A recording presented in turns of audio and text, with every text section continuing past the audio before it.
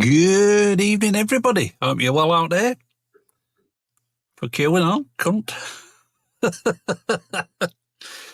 Yeah, sad news that Ozzy passed yesterday, but we're not here to be sad.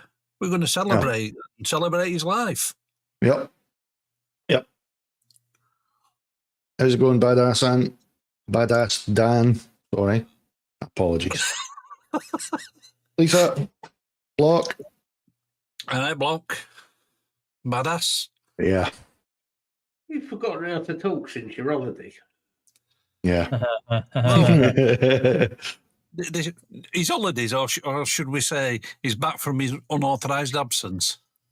Unauthorized. Back from like from his turkey using teeth. my liver. 2 weeks of a free bar. That was dangerous, man. Oh, and while they were out there, his new neck tattoo had 3 proposals of marriage. Is that what It's your a ram. boyfriend's looking at when It's you're a doing- ram. Is that Okay, how I've you already spend had the jokes. holiday? I've already had the jokes. Somebody already said the throat goat. Is that how you spent the holiday? It's a ram. Evening, Tyler. I said, was that how you spent your holiday in that pose? How do you think I paid for the tattoo? Throat I'm not goating. judging, mate. I'm not judging, you know. I was like, Throat well, I'm back here. Well, there were no point in going to Downing Street. He's not Ukrainian. Yeah, it was bloody good. But 2 weeks of a free bar is dangerous, even for somebody that doesn't really drink. If it's a free bar, I will fucking drink. Fucking damn right. A free bar and a Scotsman. What more do you need to know? That's a fucking dangerous combination, that. It was, man. See the picture I put up on Facebook? It was the pint and the kebab. That was a rough night, man. That was a rough night. It's one of those. Damn good night, but it was a rough night. Was it one of those all-inclusive hotel things? Yep. So like you're on the Big fancy territory. Yeah. Yep. And like they'll It was shuttle good though. you. It was, They'll shuttle it was you, really nice. Yeah. Really Did nice. they I mean, Did they run out of beer? Yes, he's putting his OnlyFans up next week. every day, like every morning, sorry, you could see the drink getting brought back in because I mean, the majority of the people there were English. Of course. English on holiday. I mean, okay, apologies, Lee and Matt. I'm not English, I'm a Yorkshireman. I like you guys. You're bloody, yeah, you're a northern man. You're a northern man. Yeah. I like English when they're nice. English people abroad are not nice. Oh, They are, I'm not going to say it because we're not even 5 minutes in yet, but they are a C word. yeah.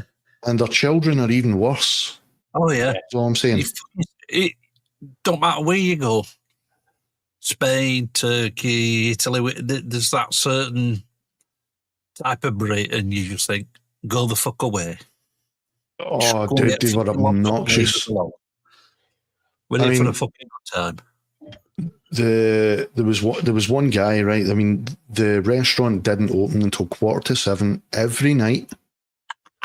Shut up, Tyler. You're only jealous because I get mine before you. Whew. Anyway, it was the restaurant did not open until 6:45. This He's guy too was busy up buying mums. floating about the kebab stand at 6:15, and he's like, "Oh, give some of that, give some of that." And the guy's like, "Not open, not open." 6:45, and the guy's like, "Give some of that. You got it ready. Give me some. Give us some. Give us some." Dickheads. And he was kicking up a merry fucking stink. His wife's like, "What are you going on about?" And he's like, "You're not giving me my fucking dinner." And the guy's like, 6:45. And he's like, "It's only going off 6. You could give us it now." And the guy eventually folded and just gave him a kebab, and he walked away. And as the guy walked away, he's like, "Right, I'm the daddy." I'm like, You're a cunt. Thank you. You said it before I did. So if the Well, stream gets taken down, They probably will anyway, because we with this bell end on. I'm usually on. Well, other than that, yeah, fantastic time. we're You good. even got a bit of colour, Rick. We're 9 minutes into the stream. We're good. We're good. Look, there's my white bits. There's my white bits. Colour. Actually got some colour. Yeah, It's only going to last a 6 darker shade fucking of white weeks. rather than Stop just being hard on yourself.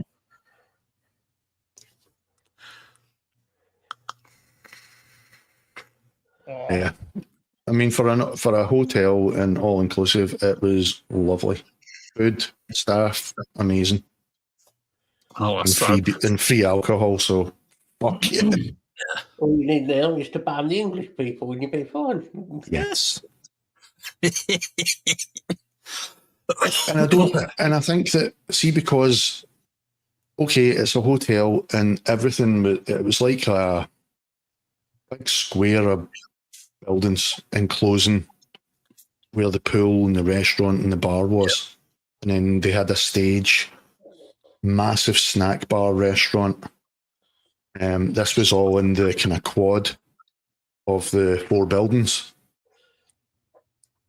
and I think because they had that enclosure, people thought, "Oh, I can just let my kids roam free." Oh yeah, they don't give a shit. So the kids were running about causing havoc, and I'm just sitting thinking, anything could happen to those kids right now. You just wouldn't have a clue. No, don't have a Madeleine fucking McCann. Scooby-Doo. Yeah, That was the first thing that came into my head when I saw all of these kids running riot. Yeah, but what's that's the all right first there. thing? Something to do with it. What's the first thing English people do when something happens to the kids on holiday?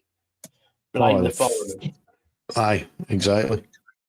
Yeah. Don't blame their own responsibilities, that's for sure. But no, Anyway, that's first rant of the night. Then. Yeah. yeah. Hey, Fucking doing hate well. English on holiday. It weren't you doing a rant for a change, Matt. No. I've got No, imagine. I could The do night is a only rant. young. I could do a rant about that small Scottish git, but I won't. I'll save that for my show.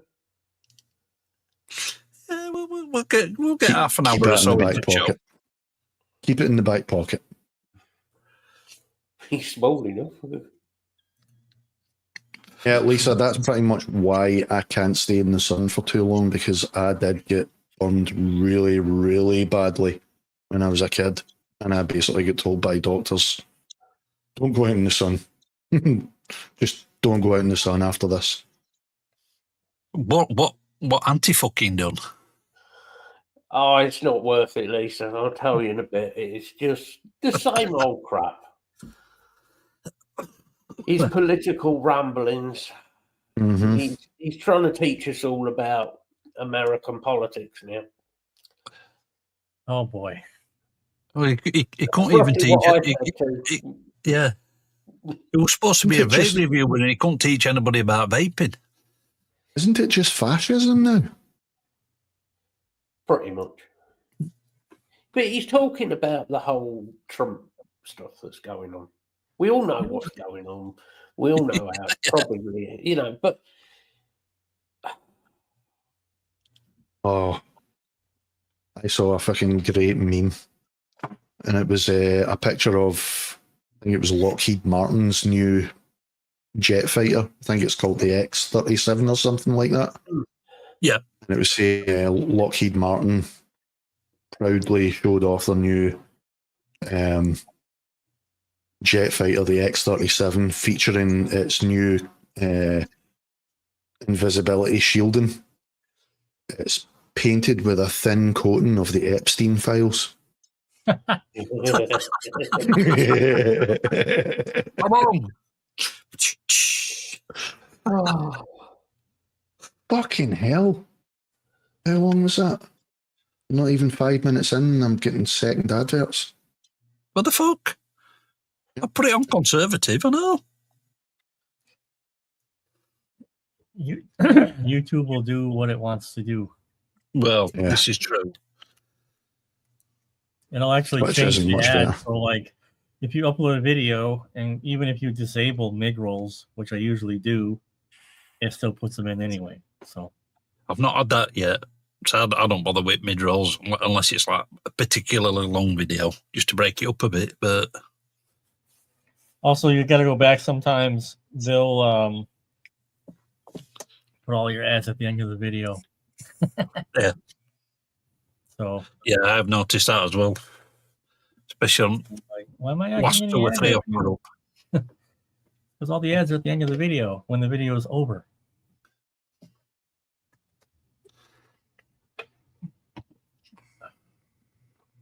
Oh boy. Not even 10 minutes into this and we're all politics. Jesus. I've not said anything this time. I'm not taking the blame for this. Yeah. First of all, block. You can't be throwing stones at the Russians because the European Union is by far the most corrupt thing to have existed ever. You guys are just a lot better at hiding it. Same with the Americans. At least for the Russians and the Ukrainians, you can say they slap you in the face with it. So there's that. That's the first mistake. The second mistake, the corruption over here, everyone can play the game because the barrier to entry is a lot lower.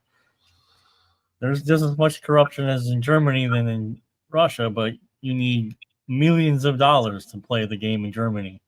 Here, you just need a couple thousand, and you can play the game. So let's just get on the even playing field right off the bat here. And America is actually probably the most corrupt ever. Oh, hell yeah, man. Especially nowadays. It is crumbling right now. It's just they do a lot of propaganda and stuff to make people think it's fair and just, and it's absolutely not. Totally not. But I don't know how much longer you're going to be able to do these streams, Lee. Pretty soon you're going to fucking get arrested for doing a stream now. I'm surprised we've not been arrested because we'll be on fucking Labour's watch list. Don't you worry about that, son. You actually have like legitimate 1984 style thought crime laws now. Yeah. Oh yeah. That's insane. Yeah, you're not allowed a difference of opinion these days. Not in the UK. Well, if you're not in America either, apparently. Freedom of speech. I mean, Trump was going on about how America's one of the last countries to have a true freedom of speech and freedom of press. Anybody speaks against them, they're fired, they're shut up, they're censored. So the way that they've done that speech. Is the way that they've gotten around that. This is true, Block. This is true. Well, the way they've gotten around that is through the guise of diversity and tolerance and stuff like that. So policing language and policing thought. America has it. It's just more through. It's not like mandated like what you guys have now, where legitimately it's on the books. America, it's a lot more through like diversity, equity, and inclusion language and tolerance training and stuff like this. So you're breaking rules. For example, if you say like anything that's remotely politically incorrect, you're just, well, that's against company policy, so therefore you're fired. So that's how they get around that. And then the really funny thing now is people are like, well, you have freedom of speech, but not freedom of responsibility of the speech, which is not the same. Me speaking my opinion is my opinion. There's a definite difference from me, whatever opinion I may have, and then literally inciting violence, which is what Muslims in London do all the fucking time, but because they're okay, and you have like 19 Muslim mayors in all of England now, it's not a problem. So that's fine for them to do that. But if you do it, you're hateful. So it's all backwards. It's all backwards. They're changing the definitions of words. Yeah, but I just don't get it. I mean, like, and not only that, to say that you're going to release blasphemy laws in by the back door. Well, going back to what you said, though, Scott, about like how we're getting worse here in the UK for what our 1984 not allowed to express anything kind of views, and you're actually getting chastised for it properly now. Yep.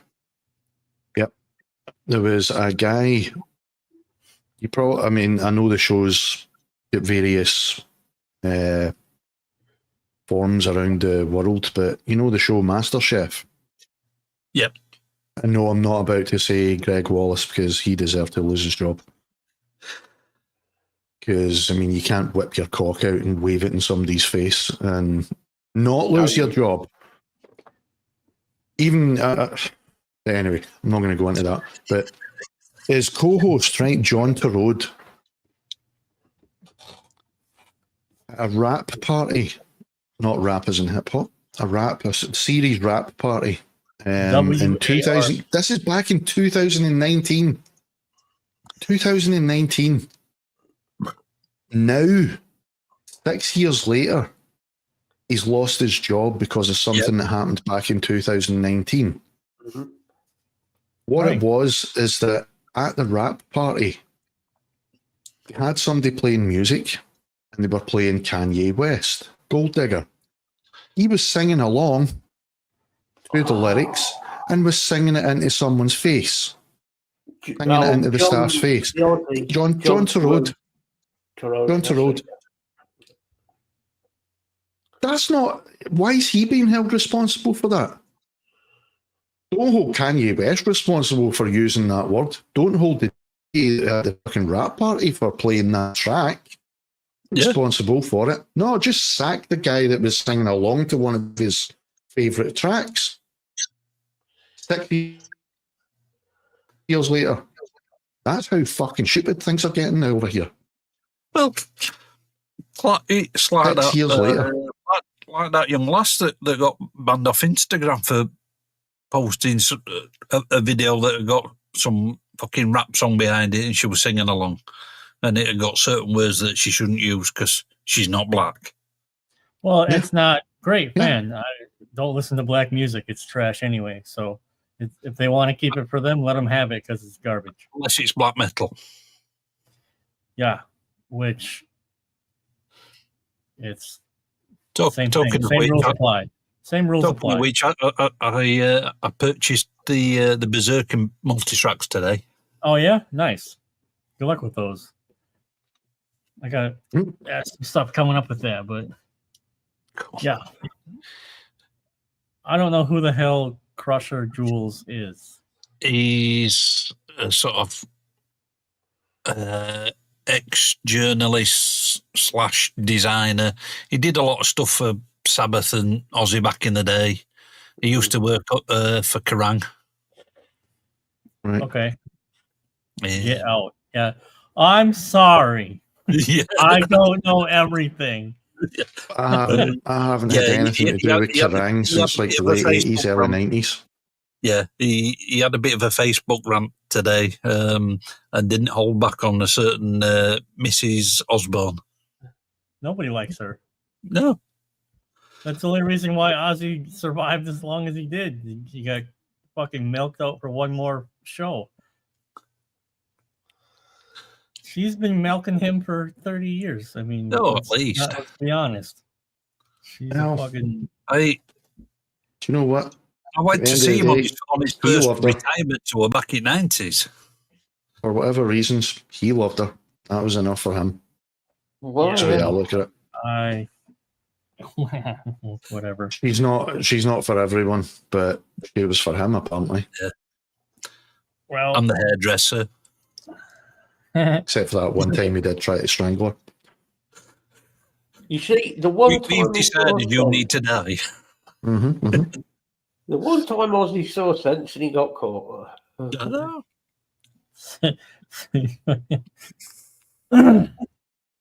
I mean, I grew up listening to Ozzy, but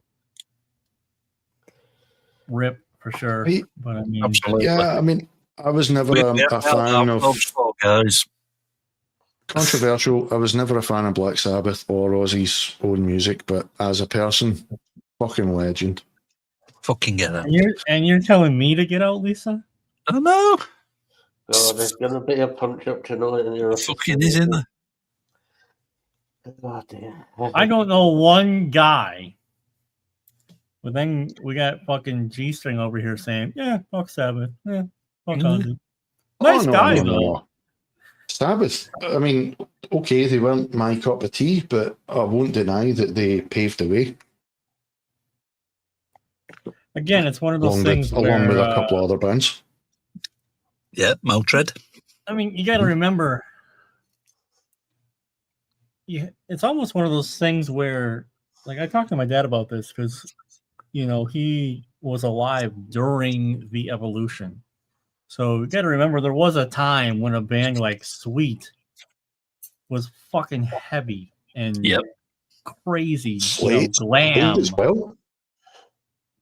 So, and then, you know, Kiss, which musically have always sucked. They have like 4 good songs, but everyone. You fucking swear on this channel.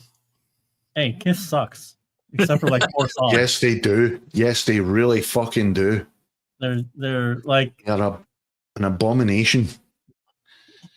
All we have to do. Thanks, Lisa. Thank you. He's not coming out this millennium.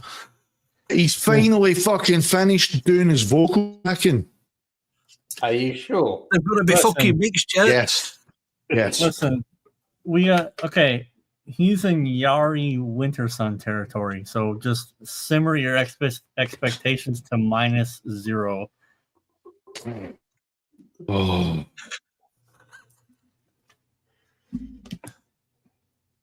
I'm hoping it's still going to be out this year. I won't hold your fucking breath. Not a chance. No, well, they've already done the music. They've already finished. All the music tracking's been done. So it was basically Joey that was holding it back.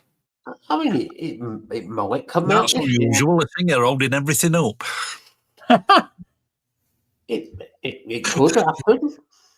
I highly doubt it, dude. I highly doubt it, but it could. I don't know, man. Fuck's sake. At this rate, we're going to see the end of the fucking Marvel's fucking movie universe before the fucking new Anthrax album. Okay, now you're reaching. New album out before Anthrax.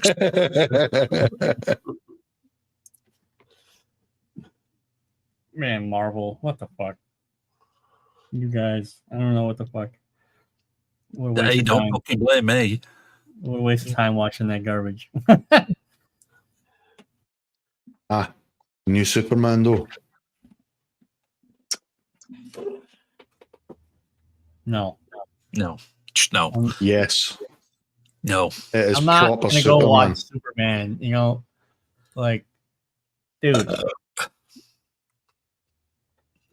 It's very much in the same vein as the Christopher Reeve movies, is all I'm saying. What are you having for dinner, bloke?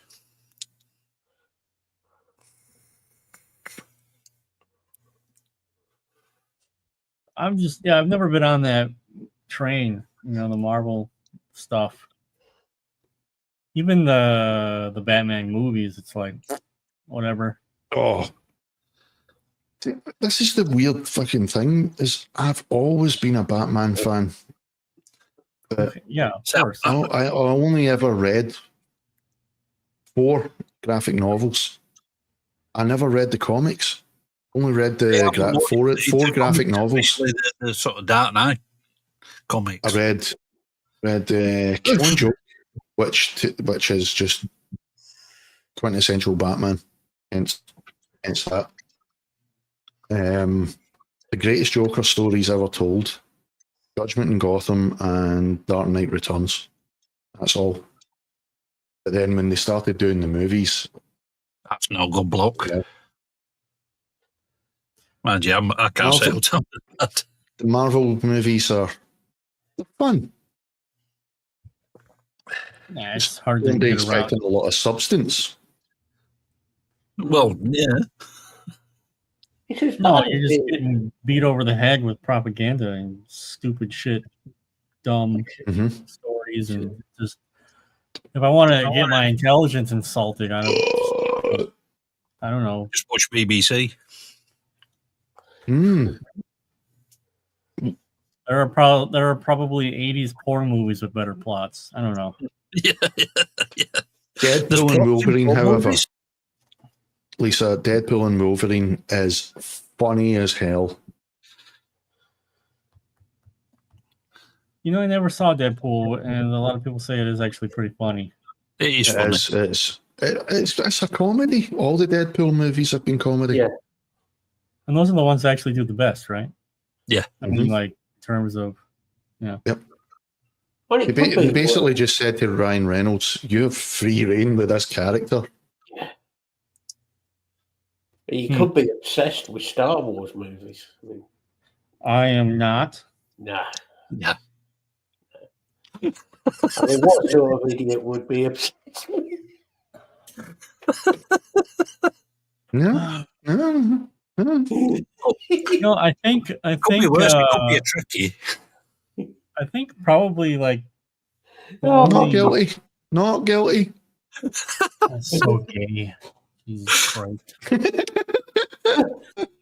I think the only type of movies that I liked or that I really enjoyed was the Lord of the Rings trilogy, and I think that just has a lot to do with there's still a believability to it. Like, I don't know. Like, it's very clear that he took different aspects of history and then formulated, you know, like took the mythologies of Europe, various whatever, and then created his own thing. There's like something that's like a grounding aspect to it, where like I'm supposed to believe this fucking you can make chicken noodle soup in 20 seconds. Yeah, get fucked. You know, that's plus if you know the reasons behind why he wrote it, it was like a way of dealing with all the shell shock and losing friends and companions and we were going through a lot of stuff during that time. Through was it the First World War he served in? Tolkien? Yeah. So when you know that, you actually see a lot of the stuff. The camaraderie is all based around. Well, the thing about the Lord of the Rings stuff is why I consider it believable is because it's things. It's not about like, ooh, we should believe in elves. It's not about that. It's the basic tales of morality that a hobbit, an absolute nobody, could have more balls and get something done than the what I don't remember what the name, not the King of Gondor, but the whatever. So an authority figure can't do shit, but then you get this little nobody who, you know, that's happened many, many times in life. Over and over again. So there's a believability in just basic morality tales, basic hero stories, hero arcs. That just makes a good story. I am absolutely not interested in watching 90 minutes of a female pretend she can kill 300 dudes with her pinky. It's so gay. It's boring. It's not interesting. It's just special effect, boom, explosion, special effect, boom. If I'm going to spend 3 hours watching something, I want to get invested in whatever it is I'm watching. Substance. Give me a storyline. Substance. So you're not missing out. If you haven't seen BBC in 15 years, you're missing absolutely nothing. So I'm not shitting on anyone that wants to go to Marvel. Like they work construction 80 hours a week and they want to go to a Marvel movie. I'm fine. Sometimes what people do like to do is unzip the forehead, lift the head back, take the brain out, and just let it go on a wee wander while you just sit there like a dumb idiot going, this is fun. You know, you don't have to think about it. It just... Nope. You guys are going to laugh at me. So I played a game for the first time in like almost a year. What did you play? This is where you're going to laugh at me. I played Scarlet Blade.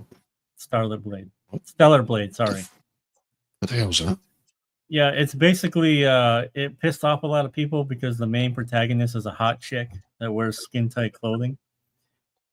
So not a fat lesbian with armpit hair and nose rings. It's basically like a Souls light game. The bosses are all about memorizing attack patterns, but it's not Souls. Like you die and you're like, you're back at the beginning, faggot. Fuck you. It's well, what I put it on story mode and I put the prompts so I knew what buttons to press because I was drinking beers and I didn't want to think about fuck all. Yeah. And actually, the most fun I had was pretty much what you said. There's 2 big open areas where you can just explore and run around. I put like 30 hours. I like proper free roaming like that. Oh, there's a lot of collectibles. So I spent like, I shit you not, just 30 hours like trying to find all the soda cans in a desert. Just, you know, not one of my fighting, favorite not games doing anything. Just it's relaxing. Because one of my favorite games of all time is Fallout 3. And that was the reason why, because it was proper free roaming. You weren't like herded into doing this mission in order to get here. Yeah. You know, you didn't have to do any missions. You could basically just go wandering if you wanted. There were no wrong with 90s Lara Croft with the pointy boobies. That was awesome. And then they ruined it. The games were good though, like the darker Lara Croft game for PC. There's 3 Tomb Raider games, but there's the darker one. Yeah, I don't even remember. Liked them. Tomb Raider just annoyed the absolute hell out of me. Well, I give my dad my old Xbox 360, and one of the very first games he bought was Tomb Raider. Marketing works. Yeah. So the result of having open, so what ended up happening with these 2 open maps, I did all the side quests and all the side missions, and I basically broke the game because I was completely maxed. Yeah, I was maxed out. You were a tank. Yeah. So I was just like, cool. But that's a couple of the Assassin's Creed games have been like that. You know, where you could just go unlock all the areas around the map. God, I haven't played any. Unlock the fast travels. Find some of the hidden items. You know, and then by the time you'd done that and decided, I'm going to go and do a mission now, you'd leveled up that much that the enemies and the level bosses were just like... See, but I would argue that that's cool because then you can see that you have put time into something and you have progressed. That's one of the main reasons why I stopped playing Diablo 4, because I went about 3 hours into the story and then I started doing all the side quests. And I'm like, I leveled up to like level 41 and I'm like, and I go back to these places I was at like level 9 and I'm like, why am I getting my fucking ass kicked? Dynamic difficulty. So they always keep you that shit. What's the fucking point? Why would you do that? Yeah. I should be able to go back to this area and find something that I forgot about and just fucking click done and leave. I shouldn't have to be sweating my tits off going back to like the first area of a game just because I'm level 70 doesn't mean the worm is level 79. That's retarded. So I literally quit right then. I was like, this is stupid. And I just done. Yeah, that was my niece, Erin. She was never into games at all. My nephew, he got a PS4. Now he's got the PS5. But when he had the PS4, when he first got it, he got one of the Assassin's Creed games. She liked the look of it. She started playing it, but she would do what you and I would do. She would go around picking up all the secret items, all the collectibles, unlocking all the secret areas, all the fast travel points. So when it came to the point of actually going and doing the story, she was a tank. Yeah. She loved that. She loved that kind of shit.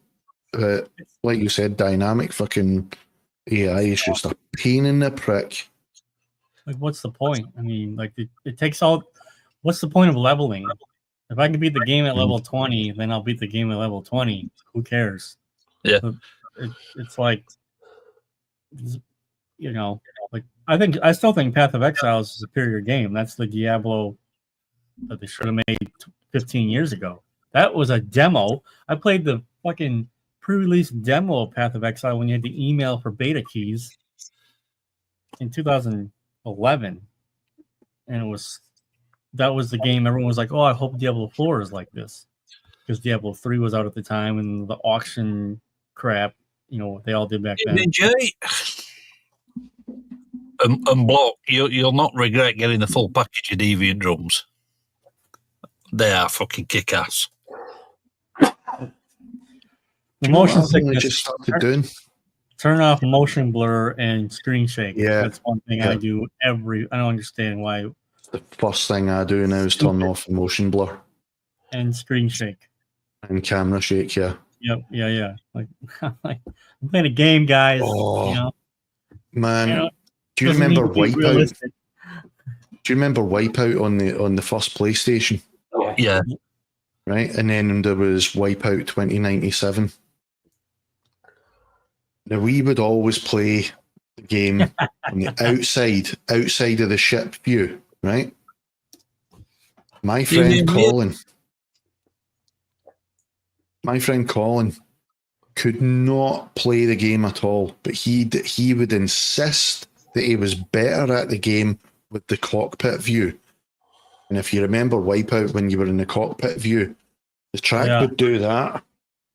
So he's trying to fucking steal the ship, and you would swear the walls were magnetized because he was just banging wall to wall, and the whole time you're just sitting watching him like, I don't feel so good, man.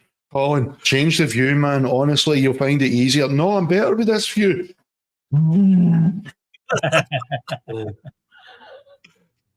If I've got any bike racing games on and I want fucking rider view, are you fucking going like this? Get around that bastard corner. Yep. It's funny because I played PlayStation 1 a lot. There was like Jet Moto for PlayStation 1. There was NASCAR 98. Ridge Racer. Some snowmobile. Ridge Racer, yeah. Those are fun. I used to be able to drive that whole track in Ridge Racer, doing a constant donut. You went into the first corner and you triggered a drift. If you hit the drift the right way, it would trigger a car going into a spin, and you could actually steer the car round the whole track while it was spinning, and the points would just keep going. You ended up with millions at the end. That's something that devs would patch out now. Yeah. It's I don't know, like it's so funny because I asked my dad too. I'm like, Dad, I'm gonna be 40 this year. Am I getting old, or is shit just not interesting anymore? And he's like, yeah, no, I think this shit's not interesting anymore. Yep, that's true. There's nothing really innovative these days as far as gaming's concerned. Nothing. Well, gaming, TV, movies. Yeah. I asked him, I just asked him straight up because my dad was 40 in 1999. My dad turned 40, right? Well, when he turned 40, there was still the internet explosion about to be, right? Yep. Mm-hmm. I just asked him, my dad, I'm going to be 40 this year, and I just find zero interest in anything. Mm-hmm. I still go back and watch 80s movies. Yep. I don't understand. I'm not interested in TV. Like, Stacy's got a Netflix, and stuff. And there's been one or two things that have popped up where I'm like, oh, I'll check it out, whatever. Like, even the new Unsolved Mysteries was gay as fuck. Oh, that was shit, man. Oh, shit. First fucking episode straight, just propaganda. I'm like, man, Can we just have a fucking mystery episode, please, about a mystery with the... I want to feel scared again, like when I was 9, hearing... They fucked up the song. They changed the whole format of the show. They didn't have a presenter for a start. It was just... Yeah. There was no presenter. Yeah, it was just interviews. I'm talking about it right now. I have goosebumps. I have goosebumps remembering watching Unsolved Mysteries as a kid. It was Robert Stack's voice that made that show. I know he wasn't. Was he the original? I think you can see it on the camera. Yeah. He was the original presenter, wasn't he? And then they got that other guy in. Or was it the other way around? I think he died. Horror film. Robert Stack was Unsolved Mysteries. Right, horror films. You know, I love horror films. I'm a big horror film person. I love horror. There's not been a decent horror film come out in the past 20 years. No.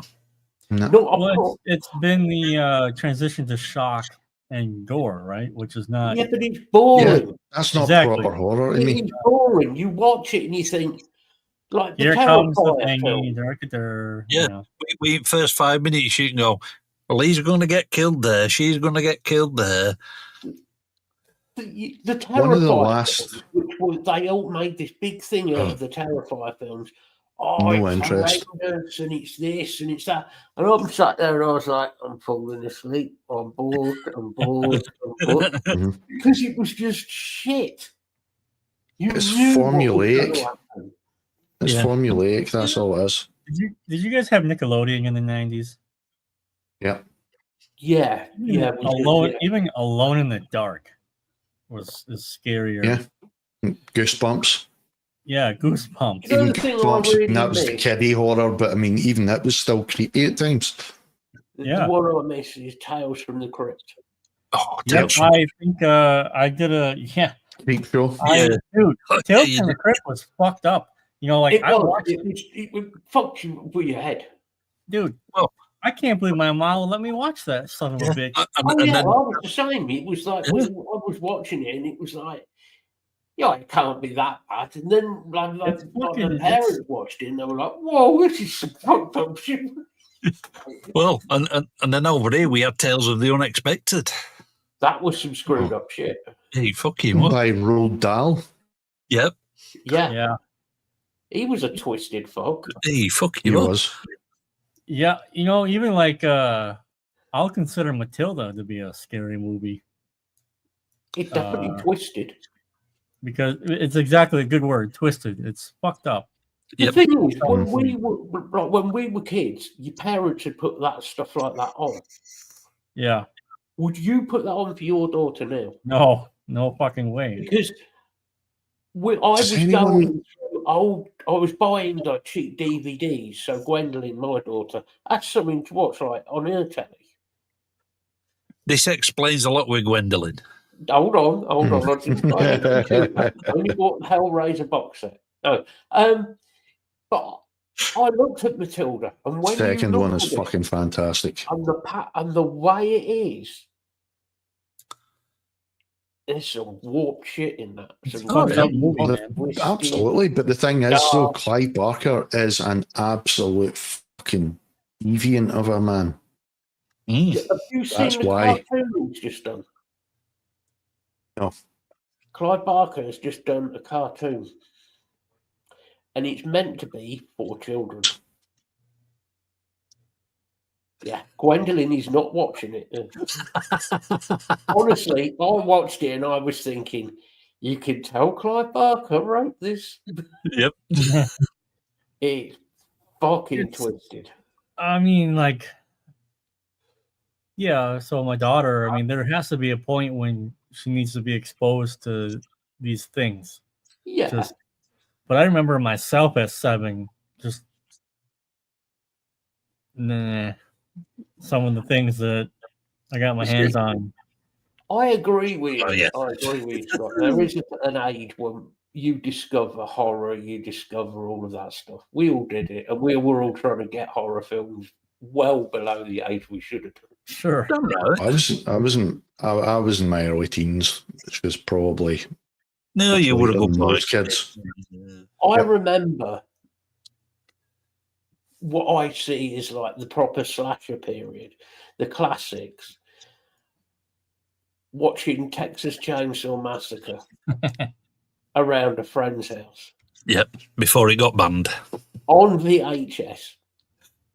A copied VHS. His dad had pirated it off a mate, you know. Nice. And we're all sat there watching it, and his dad had worked out that we were going to watch it.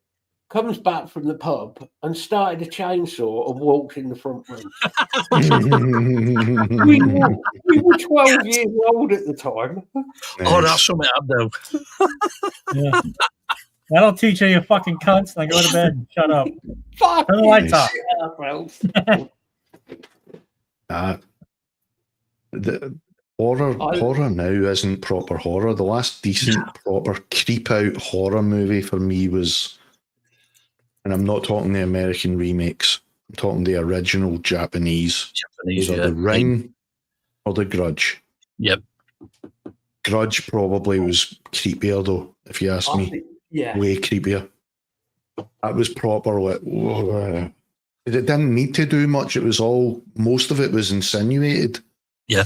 Then there was one scene in particular with a girl lying on the bed and she kind of opens her eyes and the woman ghost is like right above her head just looking at her, and it's like, yo, that's fucked up. Yeah. It's such an easy scene to do. There was no special effect, but it was just so fucking creepy, man. You know that voice she has in The Grudge? That like Can't disagree with you there, bloke. I used to do that to my ex-wife. And to this day, if you ask Hence why she's the ex-wife. This is what, it might be why she's the ex-wife, actually. Yeah. Anyway, it was the noise as well when she's moving. You can hear all the crunching of the bones and freaks her the fuck out. It was the tiny details that they put in. Oh, we lost him. That's his potato internet. The crunching of the bones, the cracking of the bones. You're back. Man, that connection's taking a shit right now. There we go. You were talking about your crunching of bones and cracking of bones. Yeah. That's it. Yep. I thought you were just dancing to EDM again. No. I mean, big box, little box. Right now I have full fucking Wi-Fi apparently, and yet. Yeah, it's, I don't know, man. Like, it's funny when I ask my dad that because he's just like, no, and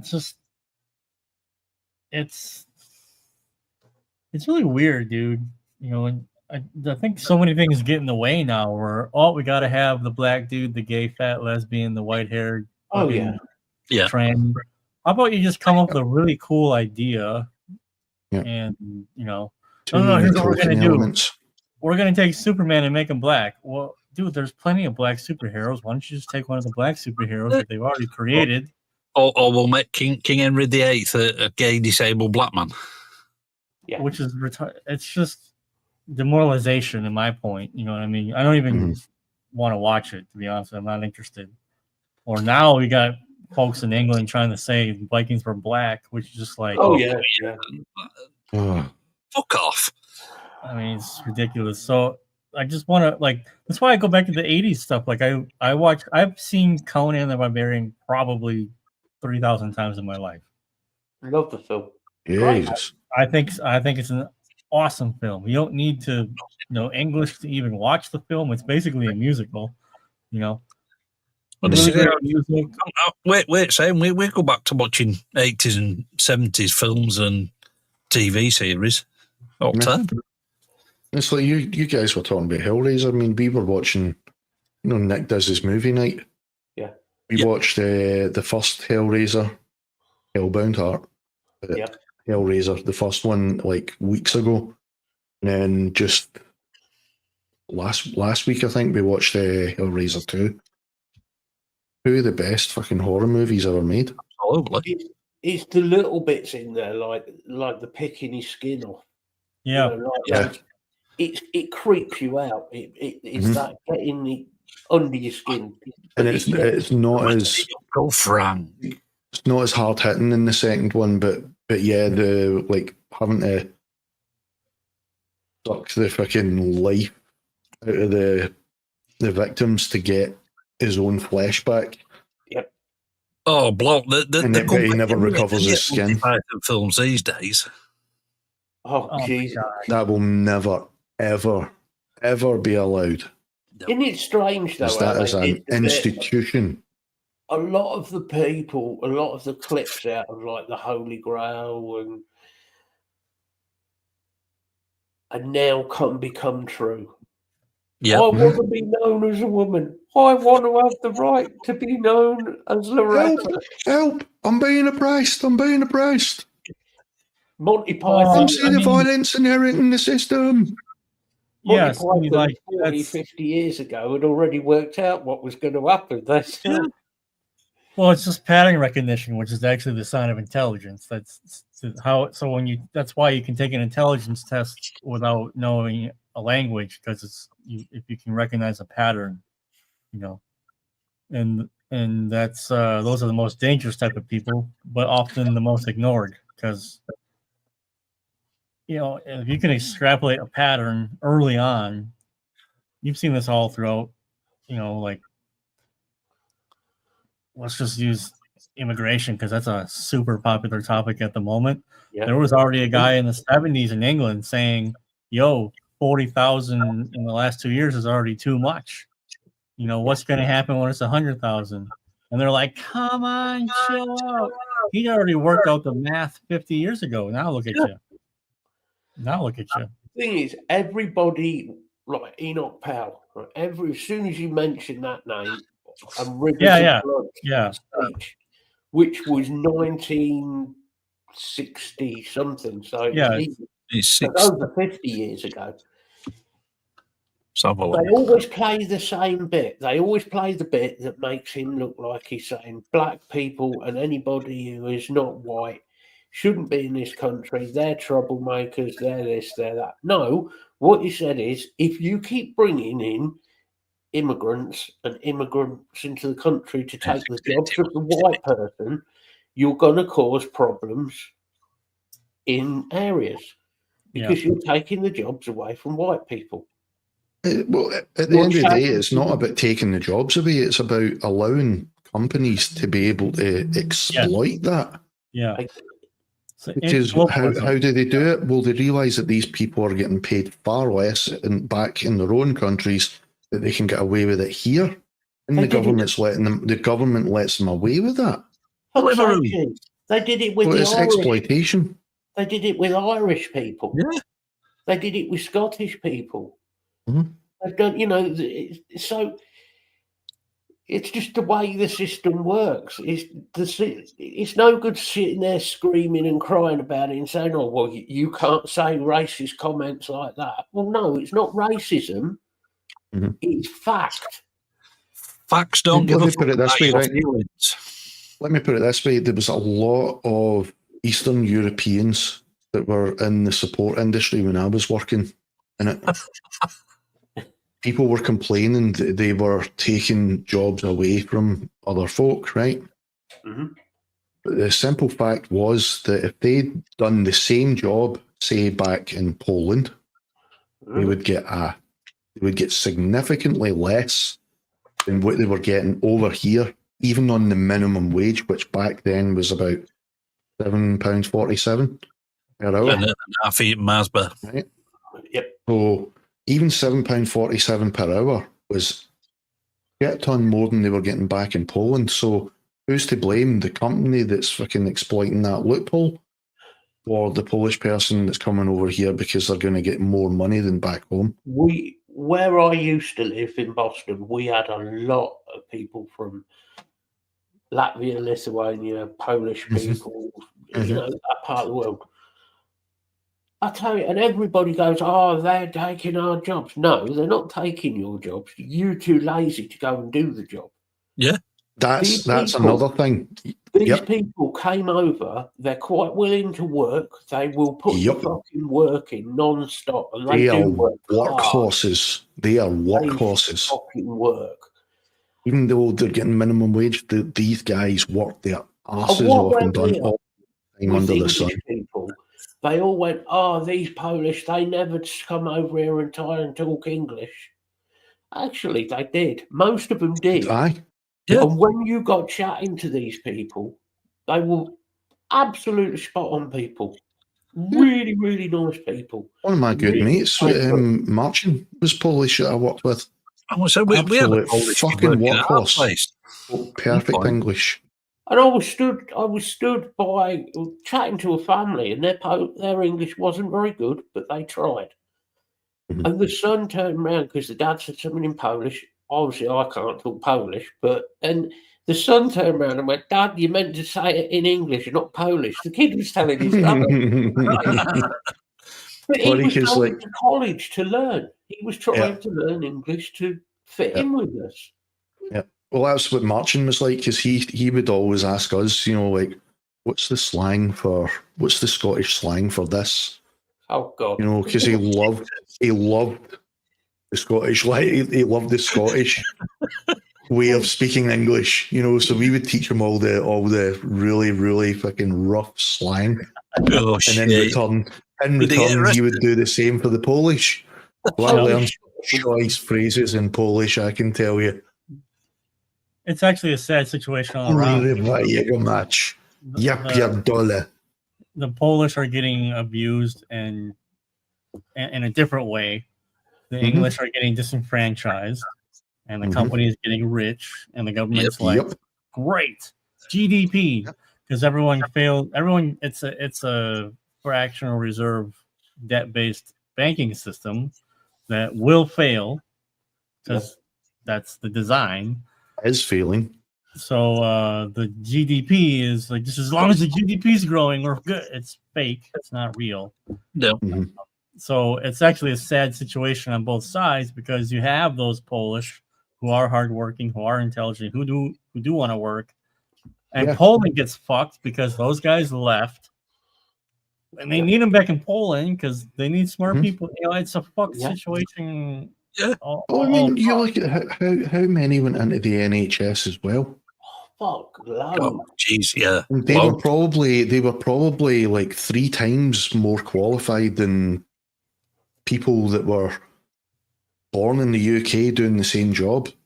Yeah, they actually gave. So, like you said, Scott, Poland lost out severely because the UK was willing to exploit these people. But in their defence, though, the Polish aren't stupid, because eventually they realise, why are we not getting paid the same amount? Yeah, and then a lot of them repatriate because, look what's happening in England, and let's not fucking mince words here. Polish like to be around Polish people, which is their right, and they're not a big fan of fucking violence. Yeah, well, it's a culture thing. You want to be part of your same culture, otherwise you feel like an outsider. So you literally brought them over, abused them, grew them, and then they went home. So you lost twice. You lost your fucking job, and then you lost the brain power.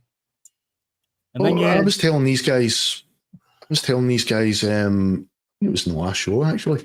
One of the guys I worked with, he was actually our senior support worker in our household. David, he was from Kenya. Yeah, I remember this. Born and raised in Kenya. Yeah. Yep. And that's right, you were here. He was only getting minimum wage.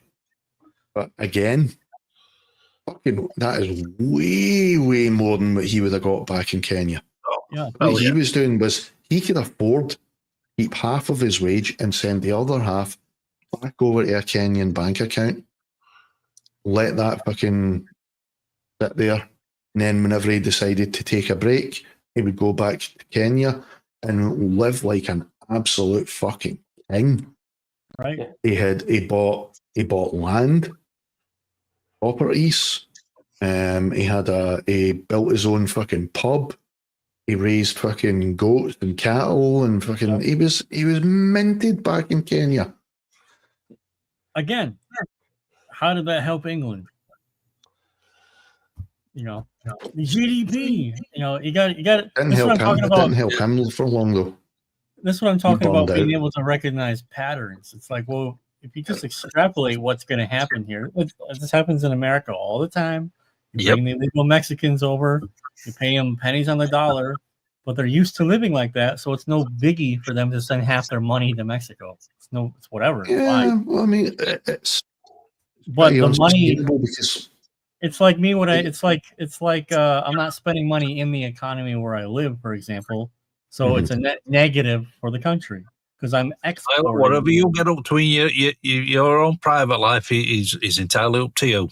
I mean, it's unsustainable because, like I said about the Polish guys, eventually what these guys are going to realize is, and women are going to realize is, why am I getting paid less for doing the same job that these other guys are getting paid way more than I am for? Yep. And then, that's when they go, oh well, back home. Yeah. And because in Poland now, it's not like 1990. See, this is a big problem that Westerners have with Eastern Europeans. They all think Eastern Europe's a fucking backwater gas station. I pay $14 a month for gigabyte internet. Upload and download. Fuck's sake. So, if all that means is someone who has an idea and is willing to put the idea forth and work, I'm on the same playing field that you are. In fact, I got an advantage. Yeah. Yeah. So why the fuck would I go to London and risk getting stabbed in the neck? Want to go to London? Well, I mean, as a foreigner, right, who thinks London, Big Ben, England, who might not be aware of, like, it's not. It's a shithole. Yeah. So why would I do that when I have the internet here, I have the resources here, I have the ability, and it's fucking expensive. It's way expensive here now. It's probably like lower class England prices to live here now. Seriously, but it's still less than you. Mm-hmm. So, like, even though I have a really hard time this summer, I can still continue to afford to do it. If this happened to me once in America, I'm fucked. I need to get a job right now, immediately. Because one of the things that I noticed in Turkey, right? See the guys that are over there in like the pubs, the clubs, the hotels, they work their fucking asses off. They do. There was one pub right across the road from our hotel, Jacobs. These guys, it was the same staff. There was about 8 of them. These guys were in there from like 10 o'clock in the morning until 12 midnight every day, all fucking day, all day. I mean, that's all they do. The hotel staff, but the energy these guys had was incredible. I mean, don't get me wrong, they were probably doing something, but it didn't show. I mean, they didn't look like they were on something. Maybe they weren't. Maybe that is their general level of energy. I don't know. I just know that to have that kind of shift every day, 7 days a week, because that's how this place did not shut. Yeah, I think every day, 7 days a week. I could just about remember having energy. Well, I think they have. I think they have rotating. Seasonal. I think they have rotating staff as well. So it's literally like, because when we were in Egypt, it wasn't a hotel. It wasn't a hotel. But I mean, one of the guys I was speaking to, he says, "How much are you paying here? You don't mind me asking?" I thought, you work here, you should know. I answered them and I says, well, I think my sister paid, was it $1,500 per person for the 2 weeks, all inclusive. And he went, pounds? And I went, yeah. He said, right. And he sat there with a calculator and he went, and he showed me, and I think it worked out, I can't remember, it was something like 150 or something like that to 200 odd per day for the 14 days. And he says, that's my month's salary. Yeah.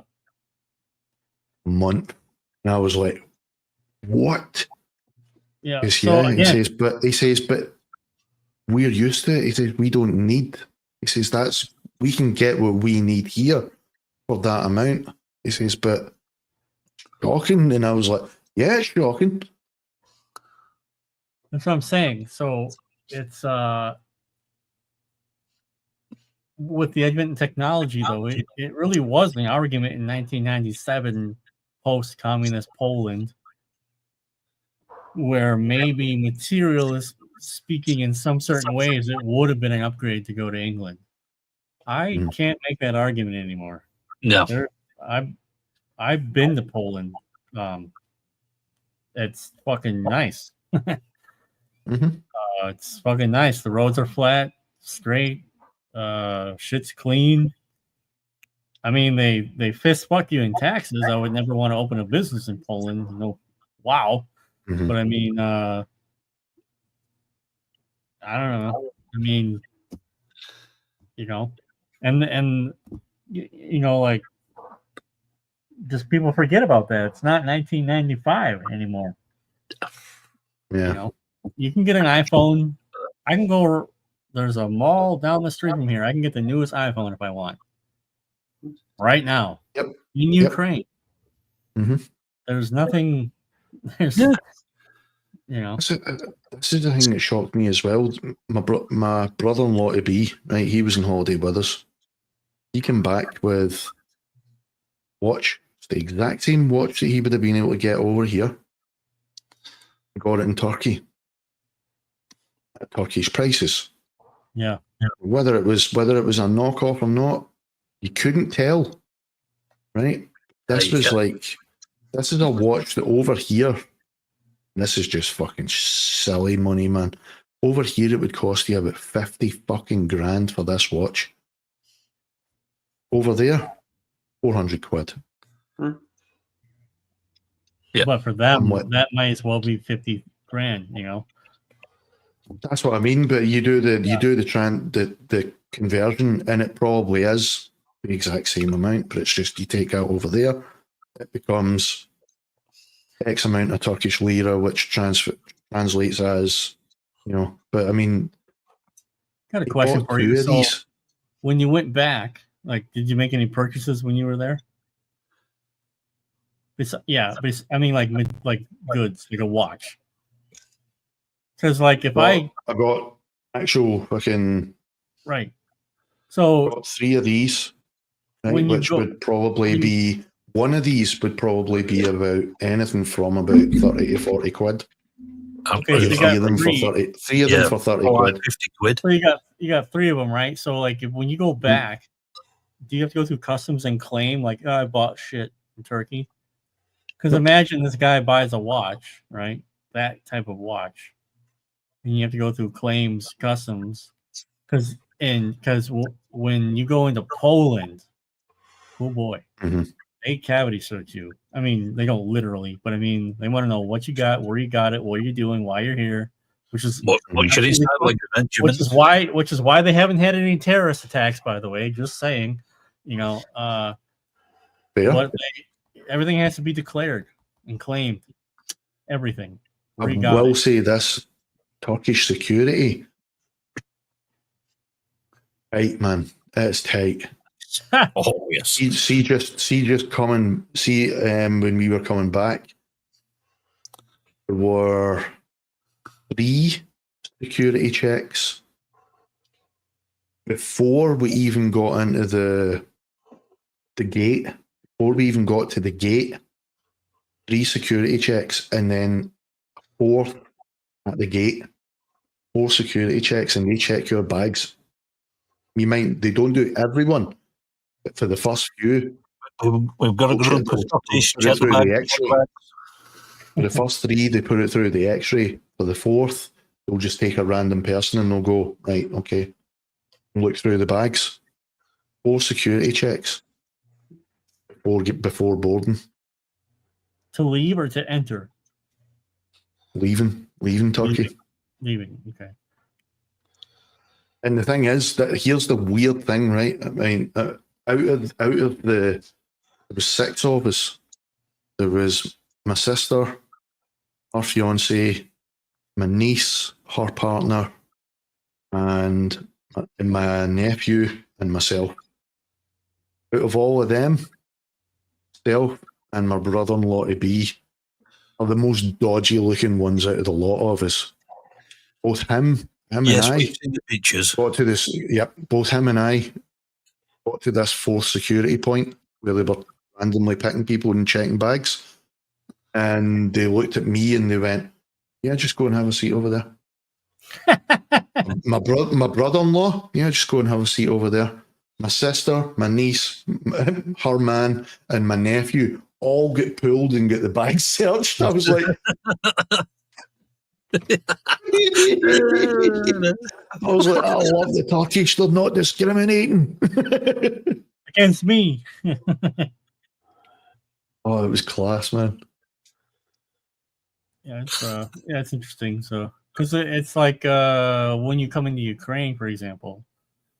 Mm-hmm. Remember I talked about playing the game before, right? Yep. Had to play the game because I got all these amps and all this stuff here.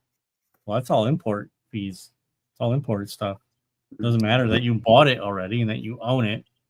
They want their fucking skin, right? Yep. So to play the game. And because it's not fucking Germany where you need millions and probably blackmail of you sucking someone's dick in a bathroom stall. I have seen some of the films. Find a guy who knows a guy, and then problem solved. States in Canada are now doing that. They are now fucking doing import fees, even if you're already on it. Yeah. If you're getting it shipped over there, they'll take a huge cut. That's what Glenn says. Even though he talks about ordering from towing all the time, like they get fucking raped. I mean, Canada's like for basically a $250 guitar, and he paid $150 to get it shipped. Yeah, a third of the price. Mm-hmm. It's what's the point, you know? So it's like still the threshold for Ukraine is anything under 120 euro. I think you're fine. So it's a useless threshold because almost everything you're buying is going to be over that, right? You know, even you know, if you made an order for 2 pairs of jeans and a T-shirt and it's $200, you know, you're getting taxed on it. Bend over, big boy. You know, electronics are even worse. So like you know, I have a good relationship with Engel, right? And if I was in EU, I'd probably have everything Engel has ever made because they would just send it to me because we have a good relationship, whatever. They don't want to send anything to me because we don't want to deal with the shipping. We don't want to deal with all the bullshit. You know, they're like, if you ever come to Germany, feel free. We'll just load your car with everything that you can fit, but we're not shipping it. You know. Which is fine. Even still, as soon as you hit the border, you're still going to get hit. Well, you would have to. This is where you have to get creative. You know, you need to talk to the bus driver. Yep. Maybe talk to a couple bus drivers and bring them over the course of 2 or 3 weeks. You know what I mean? You got to trust. Like stuff with an amp. Most of these people, like I felt pretty confident about doing this because it's not anything that most people know what to do with. Oh, it's a guitar amp. Okay. I was more concerned about the guitars. Yeah. Actually. Like I knew like all the amps were gonna come. So like they're not gonna do fucking thing. But I was like, man, I hope all the guitars make it. Yeah, because they'll take a guitar, you know. Oh, that was another thing that was so good over there because one of the things I don't smoke cigars over here. It's just one of those things that I love doing when I'm on holiday is I like a wee cigar and a beer. Not wrong with that. Proper Cuban cigars. I mean, proper. These things were like that thick, man. Oh, you saw the picture, like proper fucking Cubans, man. And I mean, we went in. Robbie, my brother-in-law to be, and I went in. And we were like, "How much for this one?" And the guy was like, "That's €12." And I'm like, fucking hell, that's bloody good. That is bloody good because, like, back here, it would probably, that'd be about like 40 quid, 45 quid for one. And I'm like, that's still bloody good, €12. And he's like, just wait here. And he came back. And it was like a bag, like a Ziploc bag. That by about that. And it had 7 cigars in it, all big mama jammas, big fucking hand-rolled Cubans. And it was a different one. Oh, it was like a selection. Virgins. It was €62. So you're talking €6 each. Okay. Or even it was actually less than that because there was 7 of them. And oh man, he went back to that, and he even threw in the fucking scissors as well, the chopper. Don't tell him, Gary. That's his other latest one, Gary, isn't it? Oh, God. I could not get fucking matches anywhere. Really? One thing I do not like is lighting a fucking cigar with a lighter. A cigar off them. Got to be a wood match. Got to be a wood match, and could not find matches anywhere. I was walking into shops going, like, I walked into about 4 different shops, and I'm like, matches? And they're like, huh? Lighter. I'm like, no, matches. Like, yeah. Hold on. Fuck's sake. They're probably thinking you're after a crack pipe.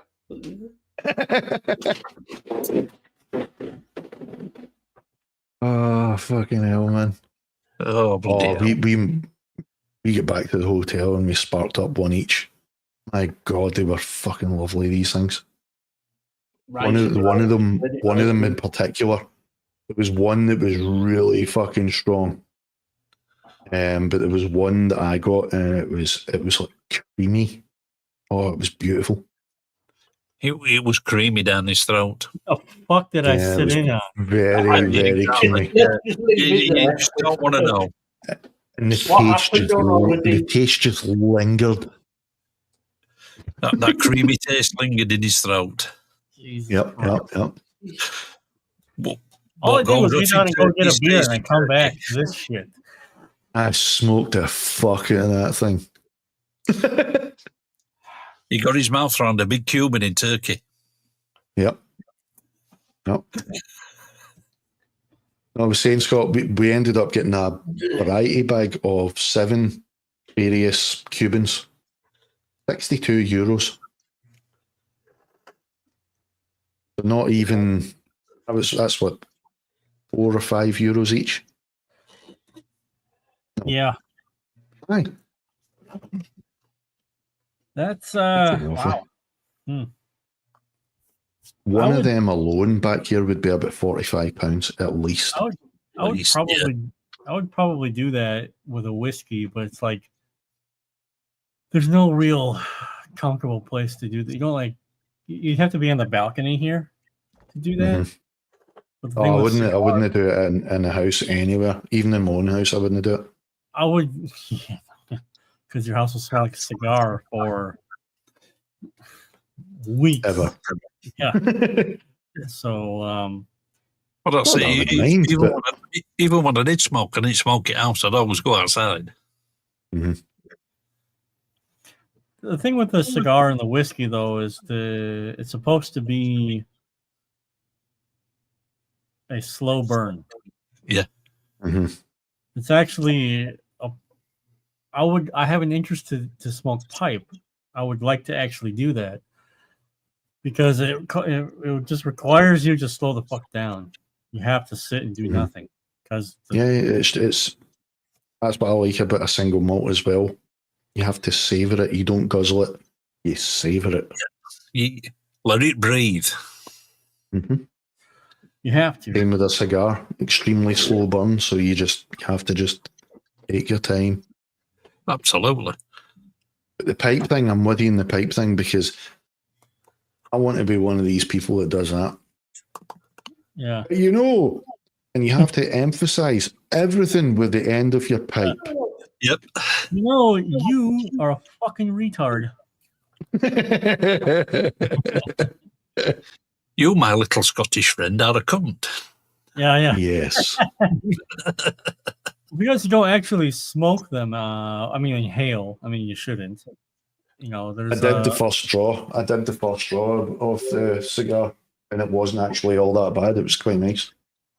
But you can't all the time because, like, after a few draws, it just becomes too brutal. Yeah. So you heard it here, folks. He swallowed it in spit. Yep. Throat guzzler. I inhaled. That's what you want to call it. That's entirely up to you, sunshade. Yeah, man. Fuck's sake. Going back to the fucking throat goat here now, ain't we? Yeah. You're the one that got the tattoo. It's a ram. Listen. You got fucking rammed. Yeah, there you go. Throat rammed. I'm an Aries, okay? Your failure to not think ahead is not our problem. I don't care. Tattoos, as we know that have them, not for anybody else. Absolutely, yeah. All mine are personal. What, are they on your balls? Yeah. I'm gonna remain tattoo free if I don't mind. That's fine. Because one of these things you need to be sure of it. Absolutely. Just lazy. You don't want to do what I did and go into a tattoo shop with only £15 and go, what can I get for £15? And they go, that. What is that? It's a bison. Ha! Nice. It's a cave painting of a bison, but if you look really closely, it's got a penis. Tattooist, just as a little extra, drew a little penis. Nice. Which I didn't realise until a couple of years later. Tattoo artist had a sense of humor. There you go, bud. Got you covered.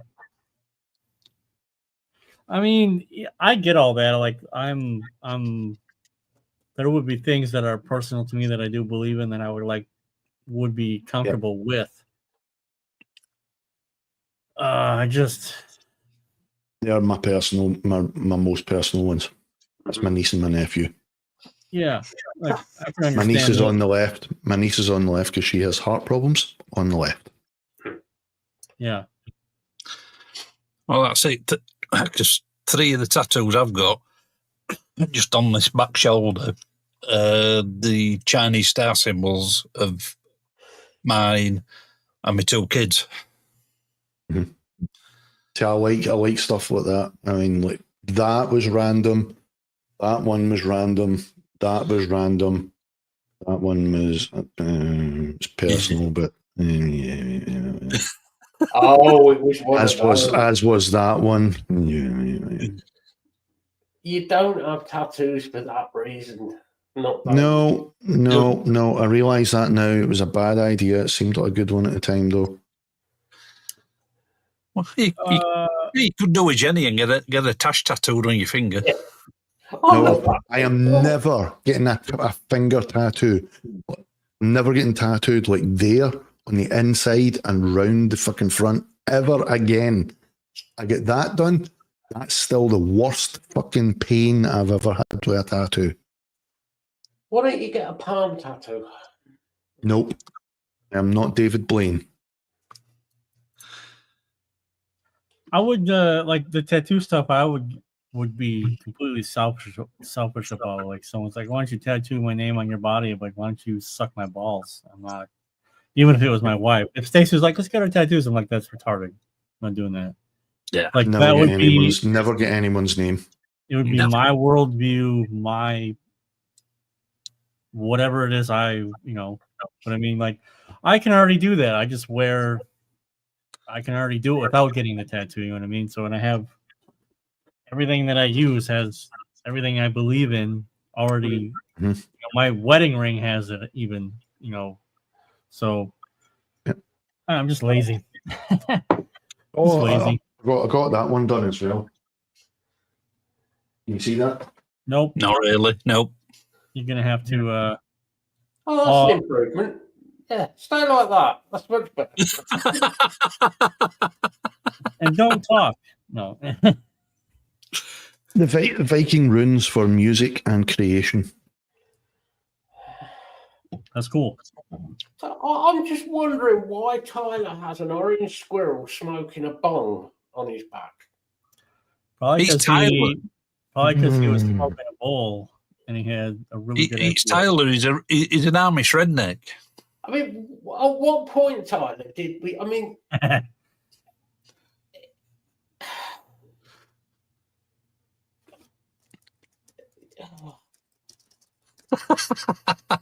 yeah.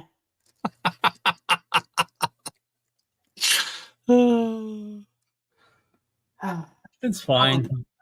But I mean, it's my mom had probably like 110 tattoos by the time she died, and it was just looked atrocious. You know, if I'm being honest. It says it's a personal thing. Yeah. I mean, I've got a few, but don't ever get a tattoo for anybody else. Yourself. Yeah. I mean, kids or nieces, nephews, that's different. But... No, I mean, for your own personal reasons. I mean, for your own personal reasons. If you want to don't ever get partner's name tattooed, because even a decent tattooist will even tell you that's bad juju. Yep. If you're getting a partner's name tattoo, you are tempting fate right there. Oh, yeah. Different with that, because I mean, they're always going to be my niece and my nephew. Do you know what I mean?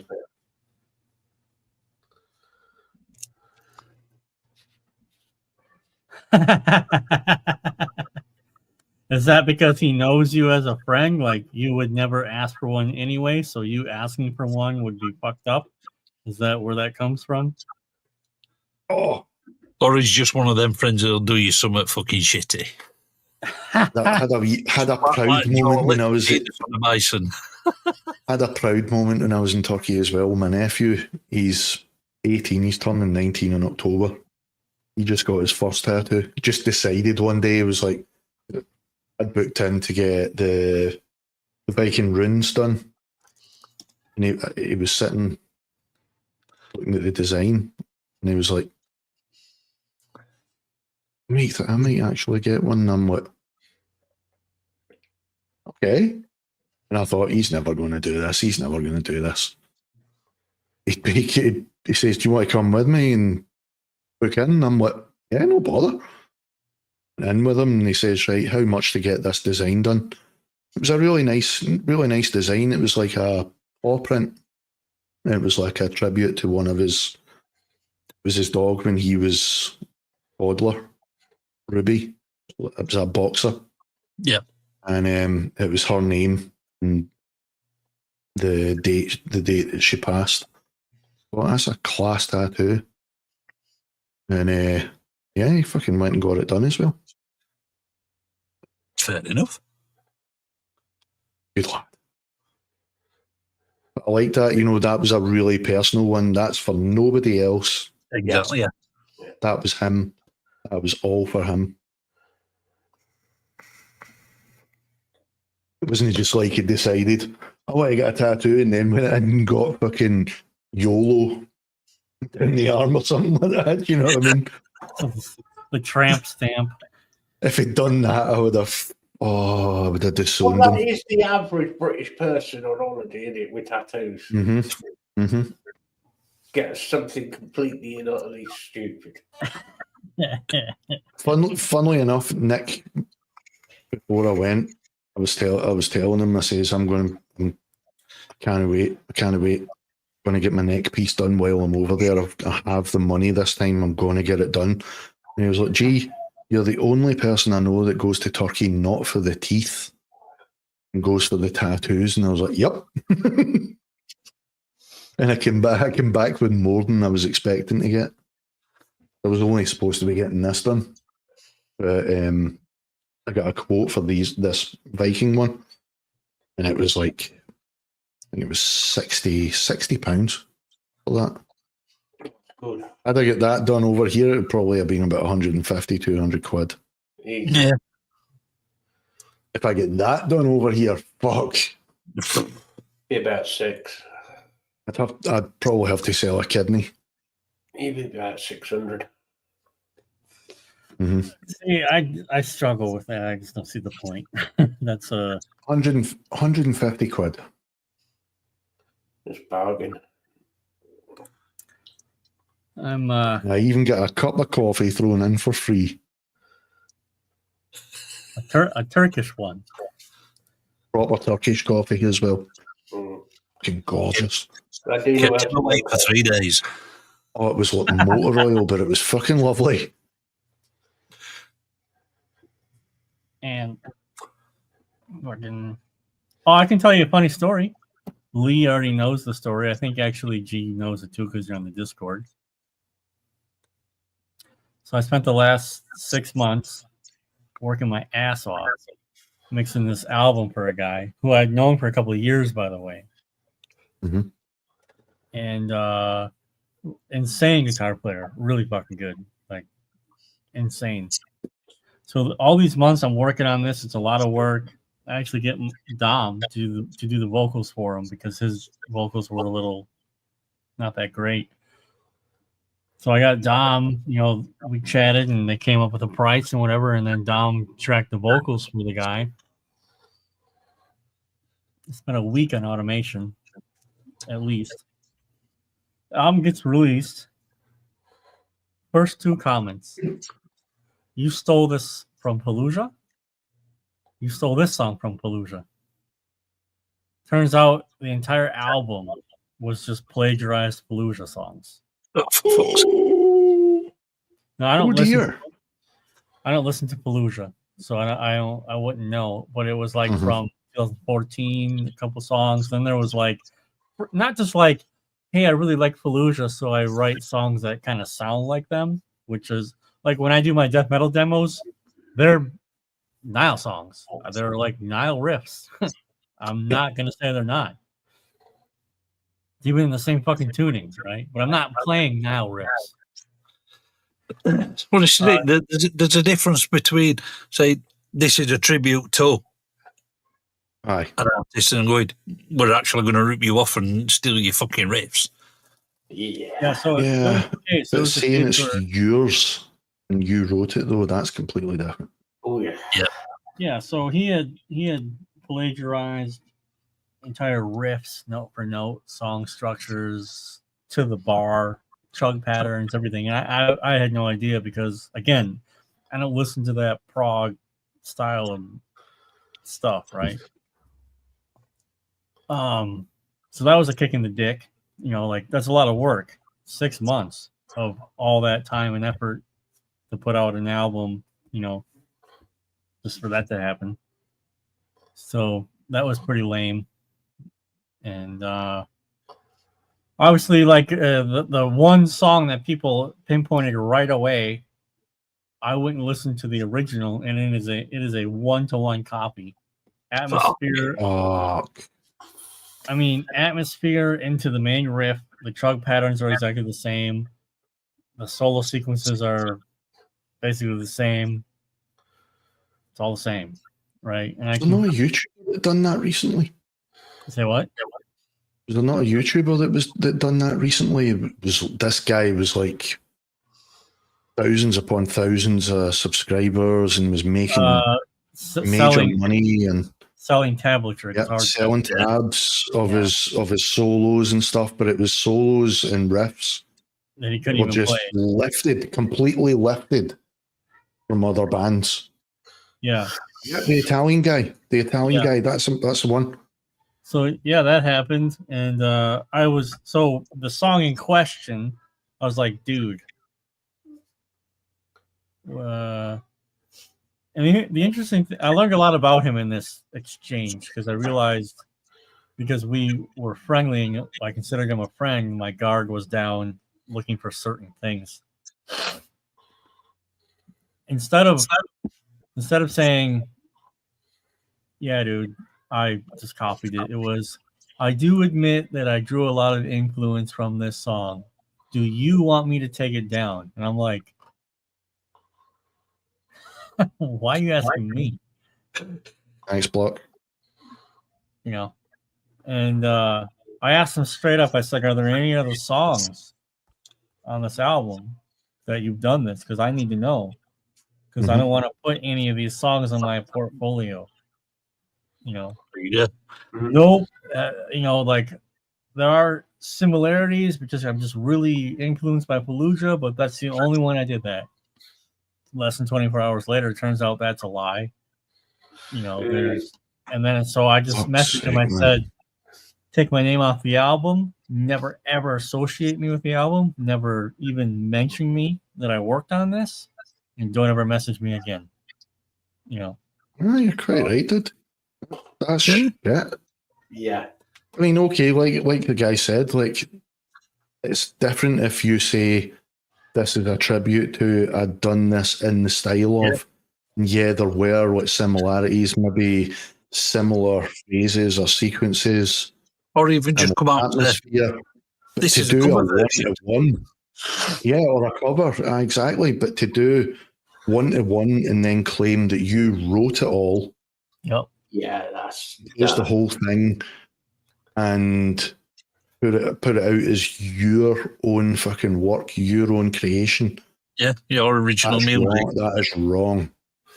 It's so mind-boggling for me because he is actually a virtuoso guitar player. Like he can actually play the guitar really fucking well. Like he obviously can play these Fallujah songs note for note, clean as like I got the DIs. Yeah, they're clean as fuck. And I do know people like that though that are like absolute demons at their whatever instrument they play. Ask them to play something of their own though, and they're like, I guess you know. So I just don't understand that. You know, I mean, like everyone starts their musical journey copying what they like. It's just part of the deal. Exactly. It's the deal. I got songs I wrote how to play bass playing Overkill. I got songs I wrote 20 years ago. Paranoid. Well, that's how you learn. You start, or at least I'm projecting here because I'm talking about myself, projecting that I would assume that this is the step, this is how it works for most people. Knowing that I wrote a song that just copies a Cradle of Filth song, it's like, okay, that was fun. Well, I can't use that because I'm just copying this. I want to do my own thing, right? So you continue and develop. That's me projecting, right? So I just couldn't believe it. It was such a huge amount of work. You know, that sucks, man. Just to be a waste of time. Yep.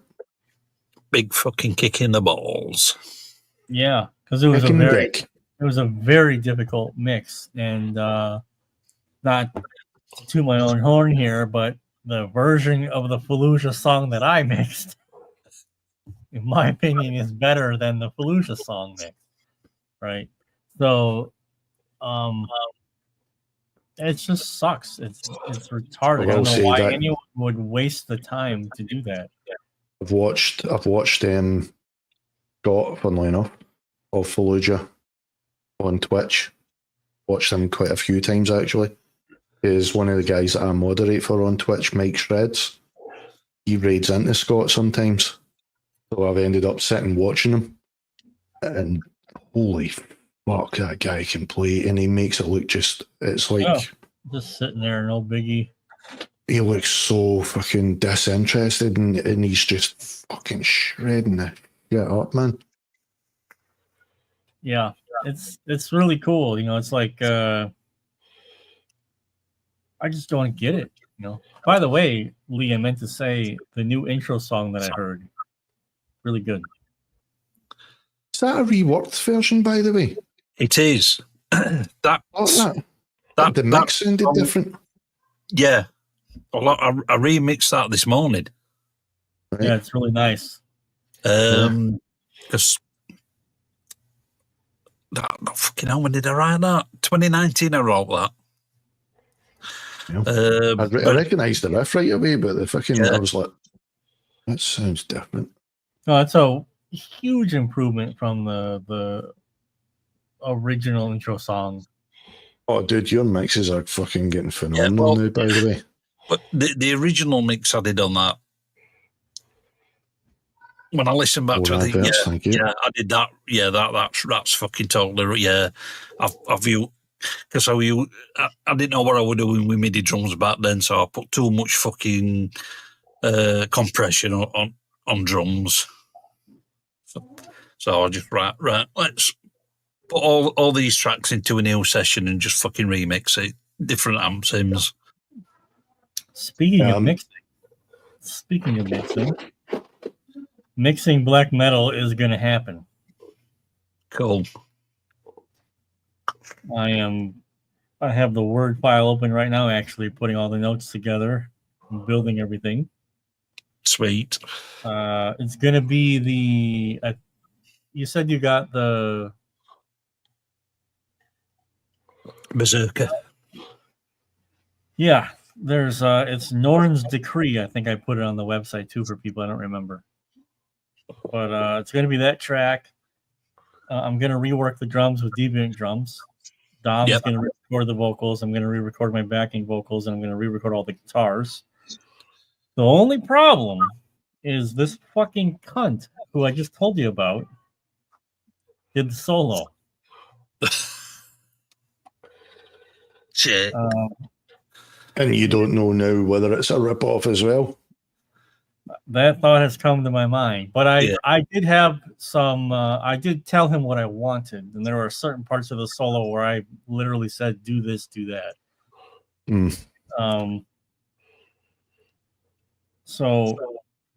He's not... I'm not telling you who it is. No one... I don't want to give him...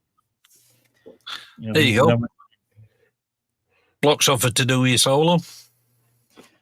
The problem is Block would need to be pretty good. Because this guy... put it this way, he's a touring musician. I'm just putting this out here, by the way, but if anyone needs any kind of heavy vocals, give me a shout as well. This guy was doing 6-string sweeps and some bass for Cyber Kill Machine. Yes, I will get to that. As soon as I got back, I had to get these covers finished. Yeah, I know what it is. Because they've been sitting there. We're still waiting for Matt to come up with some lyrics for it anyway. Yeah. They're coming. I just need to go. I started those covers when I first moved in here. Started those covers when I first moved in here. That's how long they've been waiting for. It's weird. My brain needs to go darker to get the right lyrics. Yeah. Go to London. I'm sure you'll bang out more songs. You need to go that fucking dark. Fuck. Well, put it this way. I think, what were it, a couple of weeks, I'd come up with 3 full songs. And do you want lyrics for these? Yes, please. I was told Lee about this, but I've been working on another cover. Only just started it, literally before I went on holiday.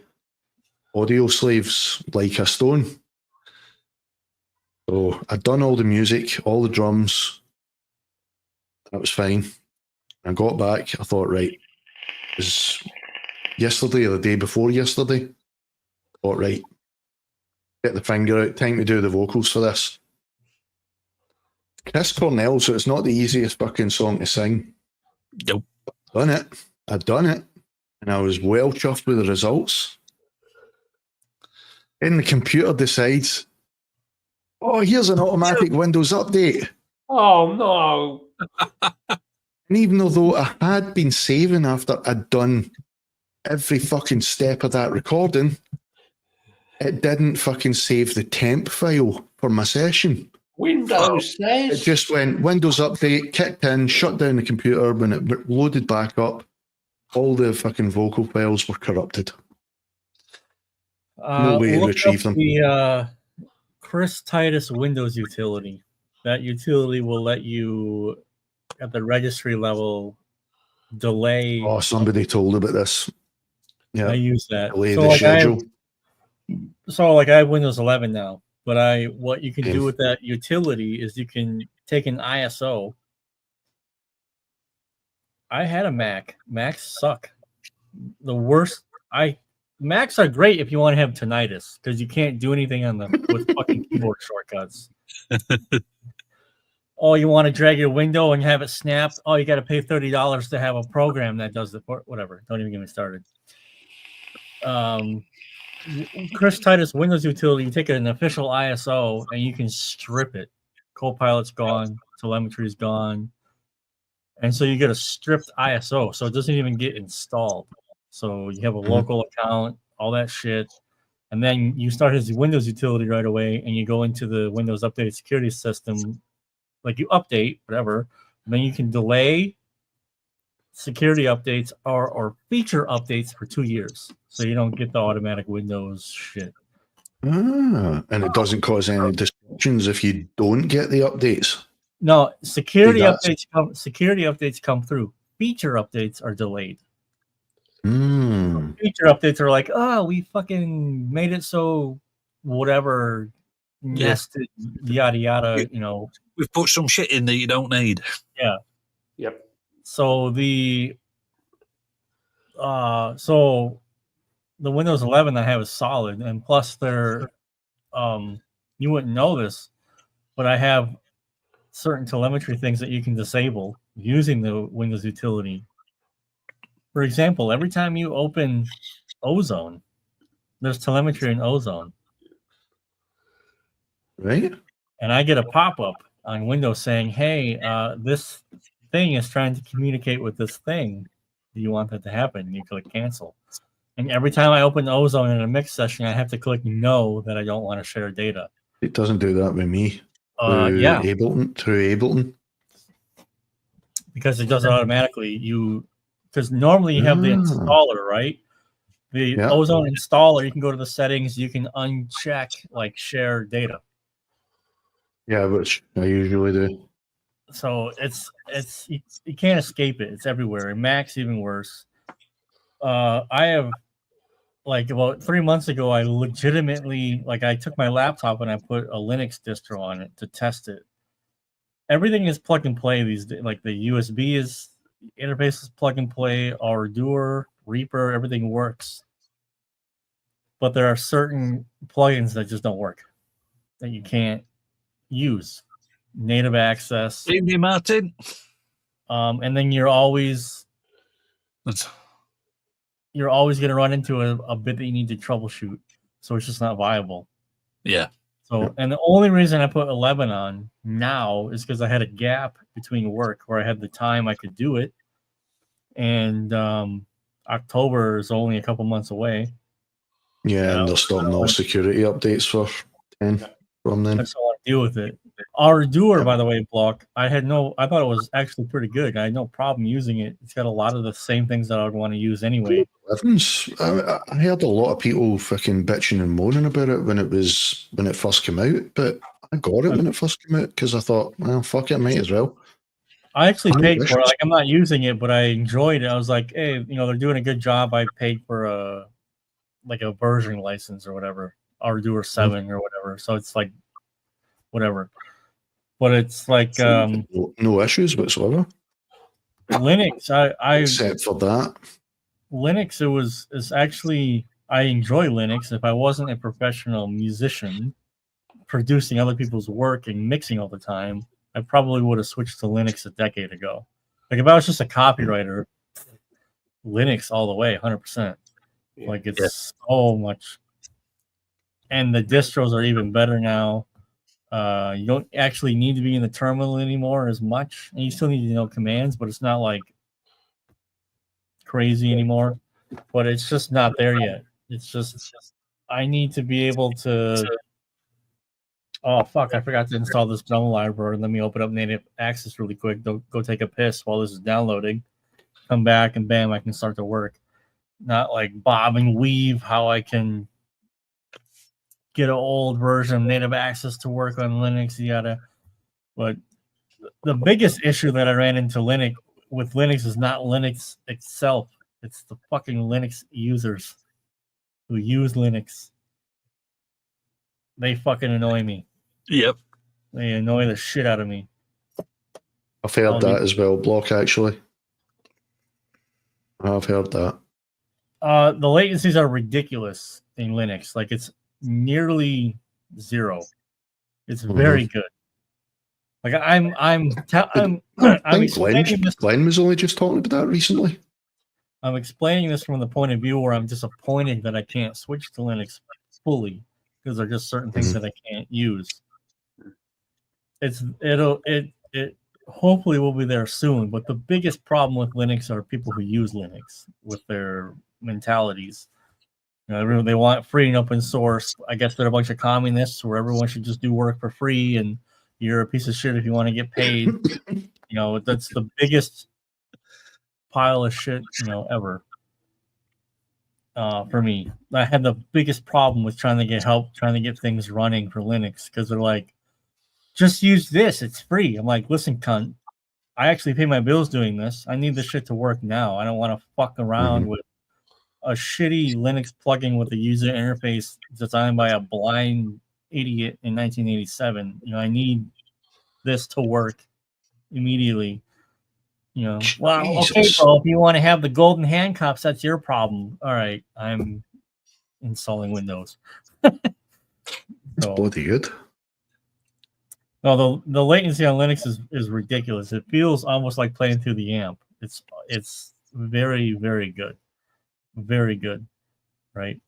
So there's a lot of good things happening in Linux. I would, but I mean, the whole problem with that is I know Linux is just a little bit more involved. Like, it's like anything, dude. Like, you do it in the beginning. I'm an idiot. There's distros now that mimic Windows, like Linux Mint. You don't need to go in the terminal for hardly anything. Now, if you want to use something like Arch Linux, that's like starting a game you've never played in expert mode knowing nothing about it. It's going to be a hard time, right? And plus, if you change, I'm not sure if this is the case, it probably would be, but if you're changing the operating system to a completely different operating system, would I not need to renew all licenses, rebuy them? Because it attaches to the operating license, does it not? Like your software and stuff. You know, all my music software. Does that not attach to the whatever operating system you're using? Yeah, but you can revoke the license off of that. That's what I mean. So I would need to rebuy them again. So this is exactly what I'm talking about. Block is exactly what I'm talking about. Arch Linux is literally expert mode of Linux. Everyone will agree. But Block, being a Linux user for 30 years, has got to be like, actually, it's easy compared. No, he's been using it since 96. 30 years he's been using it. Yeah.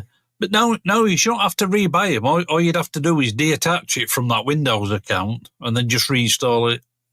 Yeah, so for example, like plugin Alliance, if you use all your licenses, you go back and just click revoke, and then it removes the license. I've had to do that. I had to do that when I went from Mac back to Windows, because I can't use the Mac. So I had to email iLock and go, I don't have this system anymore. Please revoke all the licenses that are on the Mac. And they're like, okay. And then it's just bulk uninstall. Yeah, I'm too ADD for that. It's too much of a pain in the dick because I mean I've been building all my stuff up for like, how long have I had this now? 5 years. 4 years, 5 years. So the thought of having to get all of those licenses revoked or changed. That's where the iLock does come in handy because it's connected to the iLock. I've got iLock, but the problem is not all of the stuff is I know used on iLock. I know. don't even get me started on this shit, because last summer when we had all the blackouts and I'm trying to work on the laptop with no internet, I'm like, cool, I have the iLock. I just take my USB and I plug it in and I'm good to go. Wrong answer. Oh, you connected to the internet. You need to connect to the iLock manager to make sure. I'm like, cunts, I have the fucking iLock. Which needs a ping. Yeah, I have the goddamn dongle, which I thought was the whole point of all this. I'm going to say that. It should be. That's what selling point at dongle. Right. So, man, I was should pissed. be. So, I'm like, I don't fault anyone who wants to sail the high seas. I get it. We get it. But I mean, I do this actually for a living, and this is how I pay my bills, and I want to be, legitimate. So I need everything that I actually use to make money from, I need to have. It's my own moral thing, right? Yep. And that's the other thing as well, is just what you said, like, because I've had quite a few people telling me, why don't you just get copy? Why don't you just get a copy of the software? You don't have to pay the licenses. And I'm like, I have the licenses now. And I don't want to have to fucking get a fucking virus-ridden fucking copies on the PC that I spent quite a bit of cash on and put together with my own hands. That's my baby. I don't want to fucking put shit in it. Exactly. So, you know what I mean?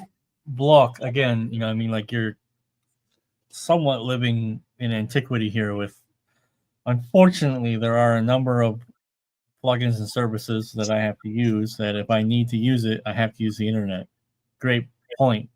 If I realize that, oh crap, I need this drum library, I have to download it.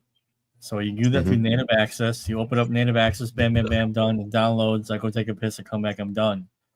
The days of old where we're not connected to the internet anymore. It's. I'm not saying it's a good thing, by the way. I'm not saying it's a good thing. It's just annoying. It's annoying. It would mean that I would have anything through contact as well. Yeah. I disagree with that. I would prefer to have a workstation offline. I think that's a better idea. Yeah. Contact, Slate, Ozone. Yeah. Ozone, SSL. So I would prefer that it wasn't connected. Because people say that, like, oh, you can still use Windows 10 on offline. I'm like, wow, you're a fucking genius. Yeah, of course. I could use Windows ME offline if I feel like it.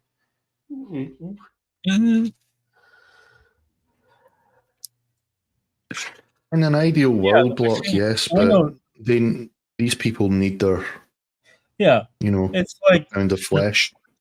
It's by the way, there's a good point, Block, for what you're saying in terms of just that's the word I'm looking for in English. Oh my god. Productivity. That's the word. Productivity. So I mean, not being connected is good because you're not getting disturbed. I don't know how you guys work, but I don't allow any notifications on my computer. I get none. No, me either. No, I've had people message me and like, dude, I messaged you 3 hours ago. What the fuck? I'm like, I'm sorry, my phone is off. I don't have notifications on my computer. It's work time, I don't open the browser or nothing, But if you were on the clock for a company, you wouldn't be able to sit there with all that shit on. Right. So, dude, it was almost worse. To that ethic. One of the companies that I worked for, you always had to be signed into Slack. Total mindfuck in terms of getting into the flow work state, being able to think about something, because it's just ping, ping, ping, ping, ping, ping, ping, ping, ping, ping, because you always have to be connected in case someone tries to reach out to you. So it's basically you just have AOL Instant Messenger in Slack format on your work computer,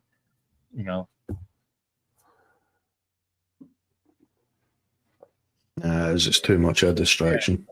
Yeah. If I'm doing anything, music, can't have anything else on the go. anything at all because I need to just tunnel vision. That's all that I need to be thinking about. Yep. The only time I'll ever have anything else on. I'm working on a mix, then not the only time I'll ever have anything else on is if I'm working on a cover. No browsers. I'll maybe have Spotify on if I'm working on a cover just for reference. Yeah. You know what I mean? That's the only thing I'll ever have anything else on. It's blocks funny. Like my phone is always on silent. The amount of calls I've missed. Always. Like I have Signal on my phone because that's how my dad will call me and message me. How many missed calls I've had from my dad is hilarious. I'll open the phone and be like, oh fuck, I haven't heard from my dad in a while. I'll open Signal, like 4 missed calls over like the span of 2 weeks. Whoops. Oopsie. Mm-hmm. Call him back. What the fuck? Yeah, sorry, man. I just phone's on silent always. Like that shit. That my phone has lost charge with me not even noticing for a day more times than I can count. Oh yeah, that's happened to me as well. It is a giant paperweight for me. Oh yeah, that was one thing that I did. It's good to disconnect really from like every now and again. That's what I was going to say because see that 2 weeks away. No roaming. I didn't have a roaming SIM. My niece got an eSIM for her phone. If she could still call and get messages on her phone, I never bothered with that. I just turned mine on airplane mode. There was no ding ding, message, text, Discord notification, Twitch notifications, YouTube notifications, Facebook notifications. It was just complete silence. It was bliss. There's something that I do that on my Facebook anyway, because I get a lot of people trying to add me, through the channel or whatever. Yeah. If about once a month, I'll go through all of them, and I'm very discriminating. Basically, if it's just some random guy, I don't accept. If it's a musician, I'll check his profile. Fucking hell, and you accepted me? What the fuck? I know it. And then, holy fucking hell, Staro Pramen. Unbelievable. Right. Staro Pramen. Is that what that is? Nailed it. Recognize that label anywhere. Well, they had it cheap in local supermarket. 2 12 or 210 cases for 20 quid. Yes, we'll have some of that. Thank you very much. Have you ever tried Efes? Yeah. Turkish beer? Yeah, I've not had that for a long time. It's been a while. It goes down too easy. Yeah. Christ, it must be 20 odd years since I've had that. I was literally drinking that from like 10:30 in the morning till 12 at night. Well, I think last time I went to Turkey, that were an all-inclusive as well.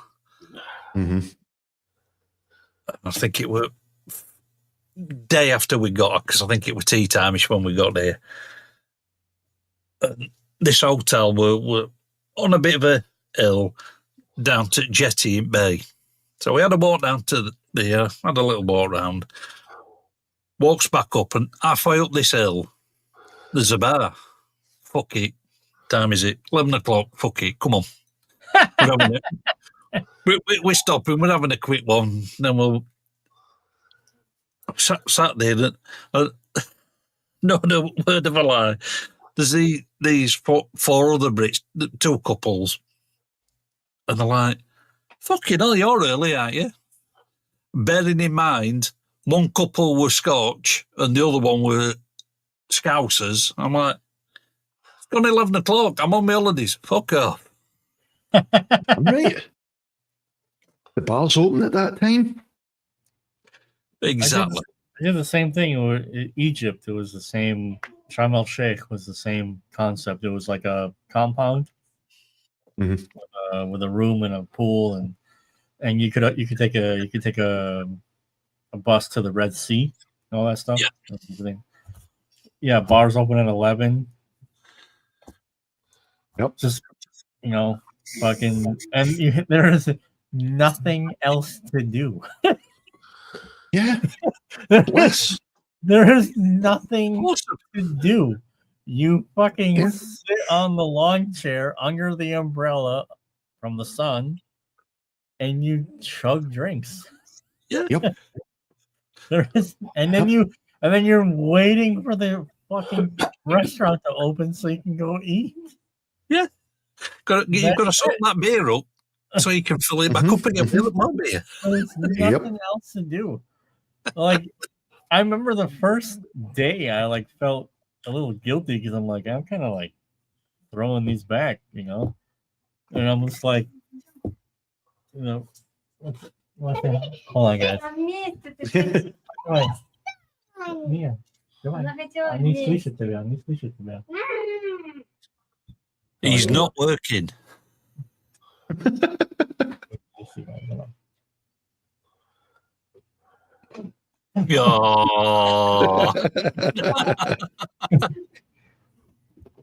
Yeah.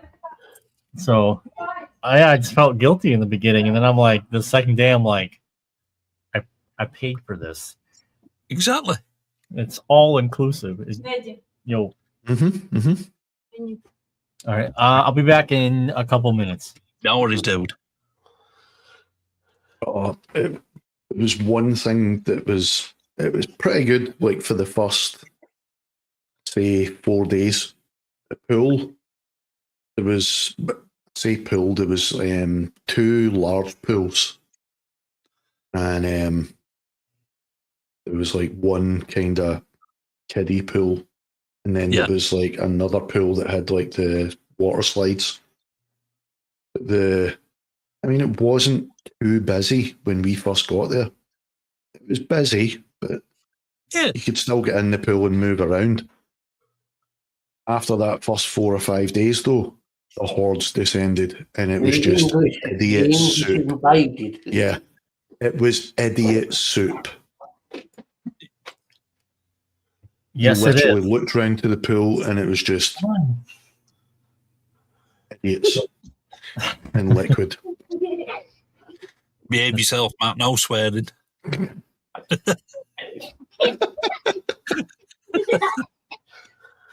Come on, Neil. You want to say hi? Let's say hi really quick. You want to say look there and do it. Right, look over there. Peekaboo!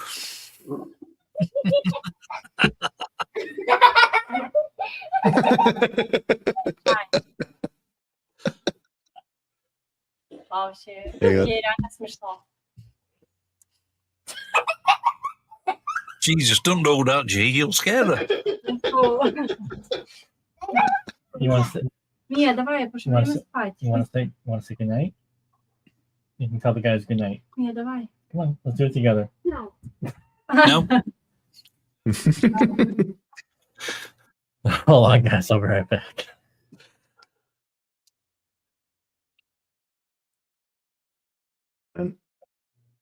Talking about not going back to Turkey next year, we're going to. My sister's talking about the whole family this time going to Portugal next year and just getting a villa. That's what we're looking at prices. Back in early 80s. Works out only £400 per person for the 2 weeks in a villa. And you want to see this fucking villa, dude. Yeah. This is something that a fucking TV show. It's got its own bar, its own massive pool, big fucking pool area, loungers and stuff all around it. Massive living area, kitchen, and a full size brand new pool table, American pool table. Nice. Yep. That one that we were in, it was actually part of this hotel complex as well. So you got used to all hotel facilities as well. Good. So that's cool. Yeah. Let's see. That was good. NJ Series BC Rich. I have 1, 2, 3, 4, 5 BC Riches in here right now. Yeah. Scott is a BC rich bitch. Well, it's a bitch. This is the Invisibolt. Oh, look at that. Nice. I love that. The headstock going into the back. Yeah. Yeah, that's the Invisibolt. That's a nice touch. This is That's the one, the red one. This is the neck through Warlock. That's that one. I had a Mockingbird years ago. I have a Mockingbird. Not a Mockingbird. I have a bitch actually. Yeah, he was. No, it weren't a bitch. You guys have seen this I used to have. Oh, that's nice. Yeah. Junior V. And then I've never seen that, but I've never seen V. Diane's husband's got a Mockingbird. I keep trying to get him to sell it to me. It was a nice guitar, but it weighed a ton. Oh, that Ironbird I had, fucking hell, that one neck heavy. And this is the NJ Virgin. It's nice. Cool. Locked tremolo because tremolos are gay. So that's and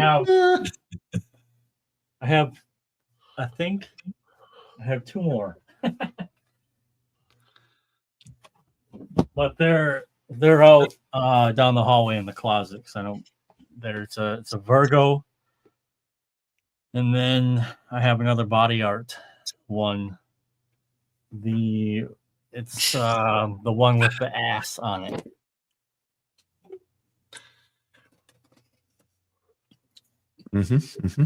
Yeah, we can shred that ass. Big BC Rich man, if you couldn't tell. BC Rich bitch. I've got a couple. Well, 3. So I've always liked them. I'm not ashamed to admit it. So there's absolutely nothing wrong with spiky guitars. It's like, unfortunately, like we missed the heyday, right? The 80s or whatever, when they were like USA Customs and whatever. But I was 15 years old in year 2000, so it's pretty much ripe age for BC Rich. Yeah, big fan of BC Rich. Oh, and I had some really nice guitars that were stolen from me. I had the I had the Ironbird Limited, which had the lightning bolt inlay. That one was stolen from me. I had the Deluxe Junior V, and I had Deluxe. I used to have an Ironbird, but it had that sort of black and white crackle on the body.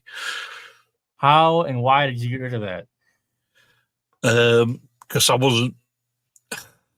It was basically down to my ex, because I weren't in a band anymore. I weren't really playing, so you only really need one guitar. Blah blah shit, usual shit.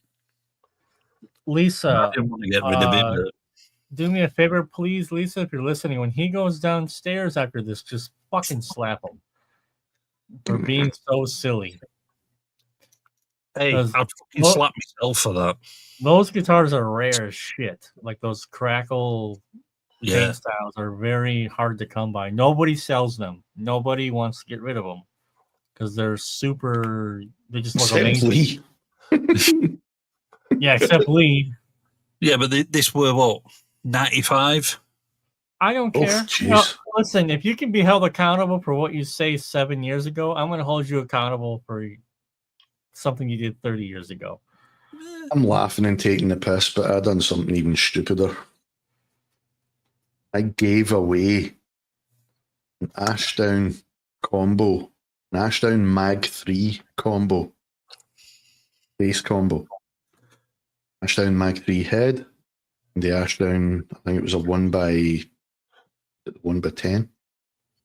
Wow. Matching. This thing was brutal. It just had so much range. You could get really, really beefy tone. You could get that really high, wanky, twangy, dangle tone. And we got a new bass player in, and this is the last metal band I was in. We got a new bass player. He didn't have a decent gigging rig.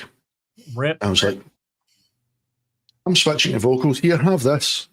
And just gave it to him. He then decided he was switching to the drums. And he sold it. Fuck. Didn't even offer me it back. Sold it. I was gonna say that's pretty cunty. I would just be like, yeah, man, thanks. Here you go, have it back. I'm not doing anything with this. Yeah, well, that's what I would have done. Pay it forward. But I mean, no, he just decided I'm going to switch to drums, guys. Right, no bother. Here, have the bass amp back. Thanks very much, but I don't need it. No, I'm going to sell it. And you ceased to be friends from that moment, I would imagine. I haven't. He was in the band for only another couple of months, and then we split anyway. So I haven't spoken to him since. Shock horror. Yeah. Pretty shitty. Pretty shitty. Yeah, some people really, you'll be surprised at the balls that some people have, where you can't believe. Case in point, this guy with the album. Yep. So, like I agonize, like I'm doing this mixing black metal training course. I'm agonizing over doing a good job, actually helping you. What do you need to know? What should I show you? Why should this be? Why would you care? And guys like me get fucked in this system because we actually care about what we're selling. If I didn't care about what I was selling and all I cared about was making money, I probably would be a millionaire already because I would just bounce to whatever is making money currently. Right now, it's all about selling AI courses. Make an AI course in a day and sell it with Facebook ads. No one cares. Just sell.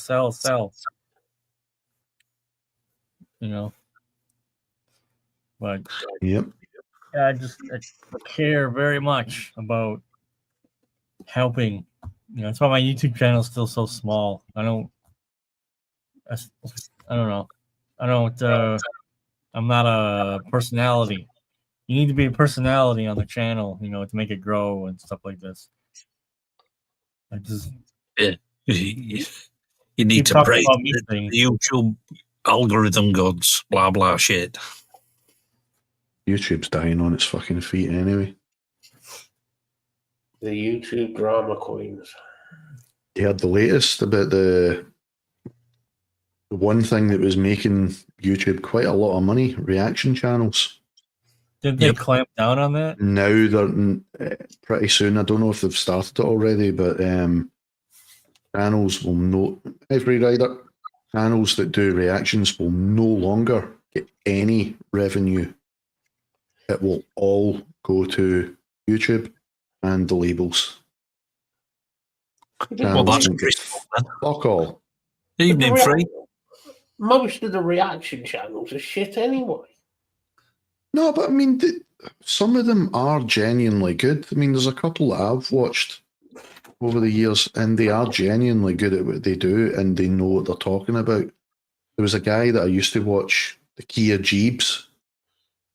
He lives in Hawaii, and but I mean, this guy he's classically trained, but he loves his metal as well.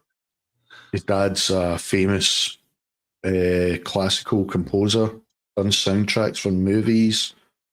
This guy knows what he's talking about, and he's good at what he does. He really breaks, as he's listening, he really breaks it down. He's not one of these ones that's pausing every fucking couple of seconds and going, that was really funny. Did you see the way he moved his head there? Shut up and just fucking play it and listen to it. Yeah. You know what I mean? He'll actually stop it. He'll stop at appropriate points. There's one that I watched. He annoys the fuck out of me. She's good. She knows what she's talking about, Yeah. but she annoys the fuck out of me because she'll stop, she'll talk about the way the person's singing, and then she'll rewind. go back. Yeah. She'll go back, rewatch the bit, and then she'll stop at the same bit she stopped at before, and then go, ha, this is really funny because what they're doing here is blah, blah, blah, blah, blah, blah, blah. Go back again, and she does it about 5 or 6 times. Yeah, that. What? But this guy, Jeeves, he'll only stop about 2 or 3 times per song, whatever it is he's doing. But he only stops at appropriate points. Like he's got a really musical brain, so he can tell where the song's going, even if he hasn't heard it. He'll have a good idea where it's going. So he knows I think there's a breakdown coming here. Better pause it here. Right, I'm going to pause it here and now I'll talk. And he'll only go back like a few seconds instead of going back and rewatching the whole thing. But he really breaks everything down, goes really analytical, say really interesting choice of chords, blah, blah, blah. He's really good, but I mean... The only thing that winds me up about it is, it's like you don't need to go back 30 seconds every fucking song. You half an hour video. 5 or 6 fucking times in a row. 15 minutes easily. Right. I mean, not 5 or 6 times in a row, and then you get to, you've already been watching about fucking 15 minutes, and you've only got like 30 seconds into the fucking song. Yeah. You know what I mean? And then watch the next fucking minute and keep replaying that minute while they're talking shite about it. Oh, that's really funny. The face that cat made there, that's really funny. Replay. I mean, but some of them are genuinely good for the bands as well, though, because the way they talk about them. I mean, there's bands I've watched in some of these channels that I've never really been too interested in before. But when you hear somebody breaking it down and talking about like the approach that they're taking, makes you think more about the actual music, and you kind of go, "Oh, but what that? Oh, you're right. It's actually a pretty decent fucking track." And you'll go and listen to the band then. Quite a few bands I've found on channels like that I would never have thought about listening to before, but then I found them on these channels and I went, that is pretty decent actually. So reaction channels are good for a lot of bands, but not these ones that just fucking watch and keep replaying constantly. I mean, to take money away from them. It's like, so like we all. I mean, they are pretty much reviewers at the end of the day. So what happened? I mean? So what happened was, it used to be that you could build a following by consistently uploading content, and then people would follow you and watch your content. Yep. And then Facebook changed everything with charging you to reach your followers. And everyone has gone suit since then. So when I first started my YouTube, it was 2015. Oh, wow, it's 10 years this year. Huh. So it was 2015. It was already changing back then. Previously, it was you just got to put out good content, and then it's almost like you build it, they will come type of situation. You keep building, and subscribers mattered because you have more subscribers, more people watch your videos, etc., etc. Yeah. I would argue these days subscriber count is largely irrelevant. There are videos that have been recommended to me with millions of views that have like 3,000 subscribers. Mm-hmm. Ultimately detrimental to content creation and building, if you want to actually build something, right? Yeah. So for a guy like me who works in the niche that I work in, it's a niche. It's a niche of a niche. I never expected to have 100,000 subscribers. I never even expected to have 25,000, to be honest with you. I always knew I was going to be really, really small. But my idea was, okay, fine, I'll be really, really small, but I'm going to have a dedicated viewer base. Yeah. That's not even true. I have 25,000 subscribers, but I don't know what that means. Because clicking subscribe and hitting the bell, that doesn't even mean anything anymore. You got to hit subscribe, then you got to hit the bell, then you got to click and hold on the bell and make hit the like, all notifications. Yep. You've got to hit the like or leave a comment. If you do that, that also adds to the fucking chances of you getting boosted. Yeah, because it was like that video, that vlog I put out a few weeks back for it was a music shop we went to in Manchester, and I thought, yeah, it'll get 200-300 views. That one blew up quick, man. That just fucking blew up over about 3 or 4 days. And I'm like, what the fuck's happening here? Yeah. Oh, don't get me started with Spotify block. And then you're like, Lee, you're like, well, why did that happen? Mm-hmm. And then you can look at the stats all you like, but it's not going to fucking tell you anything relevant. Then you get in the trap. Well, why did that video do well? Was it the content? Was it where I went? Was it the thumbnail? Was it the title? What happened? Why did that happen? And then that gets people in the vicious cycle of wanting to repeat that success. Yep. My relationship with YouTube, I would consider pretty healthy. I just make the video that I want to make. If it gets 500 views, it got 500 views. If it gets 8,000 views, it got 8,000 views. Mm-hmm. It really is hard sometimes when I put out a video that I worked really hard on, because every video that I do, people don't understand this. I make a song. You said hard on. Yeah, I make a demo for that video, specifically for that video. Yeah, that's been one good thing about YouTube, actually, where it's forced me to continue to write and be creative all the time. So that's one positive aspect of it. Like, it's work. Like, I gotta come up with an idea. I have to come up with something interesting. And after a day of grinding, something will happen and be like, ooh, oh. And then, like, you have a minute, it's like, fuck, that was cool. Right? So YouTube's been really good in that respect because there's a deadline. You got to get it done. But I'm not going to lie. Like, there have been times, like this latest video that I did about talking about amp sims. Guys, I shot and edited and uploaded that video within 2 hours of the day of uploading that video. It was a last fucking, and you know what happened? I uploaded it 1 of 10. It's my best performing video of the last 6 weeks. Fucking hell, man. Why? Then I've been trying to figure it out as well. I've been trying to figure it out, and I can't.